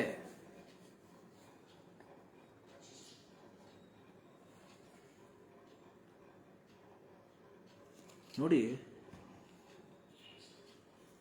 ಯಾಕೆ ನಾವು ದೇವರ ವಾಕ್ಯವನ್ನು ಸಾರ್ತೇವೆ ಅಂತ ಹೇಳಿದ್ರೆ, to make you perfect. So ನಿಮ್ಮನ್ನು ಪ್ರವೀಣರನ್ನಾಗಿ ನಿಲ್ಲಿಸೋದಕ್ಕೆ. ಸೊ ನಮಗೆ ಬೇರೆ ಯಾವ ಪ್ರಾಫಿಟ್ ಇಲ್ಲ ಇದರಲ್ಲಿ. So we don't want any profit from this. So ನಮಗೆ ಯಾವ ಲಾಭ ಬೇಡ. ನೋಡಿ, ಪೌಲನ ಪ್ರಾರ್ಥನೆಯ ಒಂದು ಪ್ರತ್ಯೇಕತೆ 19ನೇ ವಾಕ್ಯದಲ್ಲಿ, ದೇವರ ಸಂಪೂರ್ಣತೆಯ ಮಟ್ಟಿಗೆ ಪರಿಪೂರ್ಣರಾಗಬೇಕು ನೀವು. ದೇವರ ಸಂಪೂರ್ಣತೆಯ ಮಟ್ಟಿಗೆ ನೀವು ಪರಿಪೂರ್ಣರಾಗಬೇಕು. ಕೊಲೋಸಿಯ 1:28 ಹೇಳ್ತಾ ಇದ್ದಾನೆ, ನಾವು ಆತನನ್ನು ಪ್ರಸಿದ್ಧಪಡಿಸುವವರಾಗಿ ಸಕಲರಿಗೂ ಬುದ್ಧಿ ಹೇಳುತ್ತಾ ಸರ್ವರಿಗೂ ಪೂರ್ಣ ಜ್ಞಾನವನ್ನು ಉಪದೇಶಿಸುತ್ತಾ ದೇವರ ಮುಂದೆ ಎಲ್ಲರನ್ನು ಕ್ರಿಸ್ತನಲ್ಲಿ ಪ್ರವೀಣರನ್ನಾಗಿ ನಿಲ್ಲಿಸೋದಕ್ಕೆ.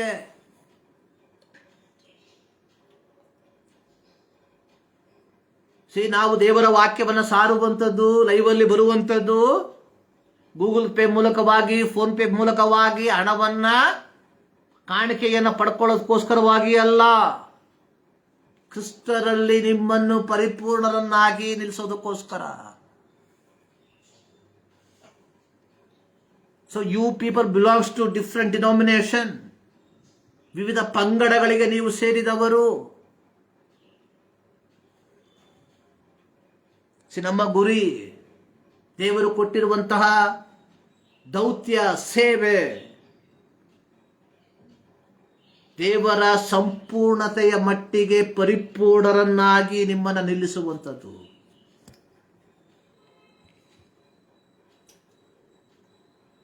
ಪ್ರೀತಿಯ ದೇವಜನರೇ, ದೇವರು ಕೊಡುವಂತಹ ಸಂದರ್ಭವನ್ನು, ಅವಕಾಶವನ್ನ don't take it as a granted. ಕೇವಲ ಅವಸರವಾಗಿ ತೆಗೆದುಕೊಳ್ಬೇಡ್ರಿ.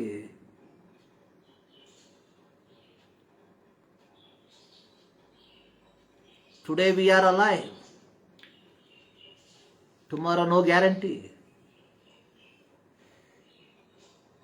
ಸೊ ಈ ಒಂದು ಲೈವ್ ನಾನು ಬದುಕಿರೋ ತನಕ ಇರುತ್ತಷ್ಟೇ. ಬದುಕಿರೋ ತನಕ ಅಲ್ಲ, ಮಾತನಾಡುವುದಕ್ಕೆ ಶಕ್ತಿ ಇರೋ ತನಕ ಮಾತ್ರ. So one day it is going to be show ಖತಮ್. ಸೊ ಒಂದು ದಿನ ಇದು ನಿಂತೋಗ್ಬಿಡ್ತತೆ. When there is a opportunity to listen, ದೇವರ ವಾಕ್ಯವನ್ನು ಕೇಳುವುದಕ್ಕೆ ಅವಕಾಶವಿದ್ದಾಗ ಅದನ್ನ ಸದುಪಯೋಗ ಪಡಿಸ್ಕೊಳ್ರಿ. ಸೊ ನನ್ನ ಕೊನೆಯ ಒಂದು ಪ್ರಶ್ನೆ, ನಾವು ಕ್ರಿಸ್ತನೊಂದಿಗೆ ಆ ಉತ್ಕಟವಾದ ಪ್ರೀತಿಯಲ್ಲಿ, ಅತಿಯಾದ ಪ್ರೀತಿಯಲ್ಲಿ ನಾವು ನಡೀತಾ ಇದ್ದೇವಾ? ಸೊ ಯಾವ ರೀತಿ ಅದನ್ನು ನಾವು ತಿಳ್ಕೊಳ್ಬೋದು? ಯೇಸು ಸ್ವಾಮಿ ತಾನೇ ಹೇಳಿರುವ ರೀತಿಯಲ್ಲಿ, ಸೊ ನೀವು ನನ್ನನ್ನು ಪ್ರೀತಿಸುವುದಾದರೆ ನನ್ನ ಆಜ್ಞೆಗಳನ್ನು ಕೈಕೊಂಡು ನಡೀತೀರಾ. ಪ್ರಾರ್ಥನೆ ಮಾಡೋಣ. ಸರ್ವಶಕ್ತನಾದ ದೇವರೇ, ಮತ್ತು ದಾವರ್ತಿ ನಿಮ್ಮ ಸನ್ನಿಧಾನಕ್ಕೆ ನಮ್ಮನ್ನೇ ಸಮರ್ಪಿಸ್ತಾ ಇದ್ದೇವೆ. ಹೌದಪ್ಪ, ನಿಮ್ಮೊಂದಿಗೆ ಕರ್ತನೆ ಆ ಉತ್ಕಟವಾದ ಪ್ರೀತಿಯಲ್ಲಿ ನಡೆಯುವಂತೆ ದೇವರೇ, ನಮ್ಮ ಜೀವಿತದಲ್ಲಿ ಬಿಡಬೇಕಾದದನ್ನು ಬಿಡುವಂತೆ, ಸ್ವೀಕಾರ ಮಾಡಬೇಕಾದದನ್ನು ಮಾತ್ರ ಸ್ವೀಕಾರ ಮಾಡುವಂತೆ ಕೃಪೆ ಮಾಡೆಂಬುದಾಗಿ ನಾವು ಪ್ರಾರ್ಥಿಸ್ತಾ ಇದ್ದೇವೆ. ಈ ವಾಕ್ಯವನ್ನು ಕೇಳಿಸಿಕೊಂಡಂತ ಎಲ್ಲ ಪ್ರೀತಿಯ ದೇವರ ಮಕ್ಕಳಿಗಾಗಿ ಸ್ತೋತ್ರ.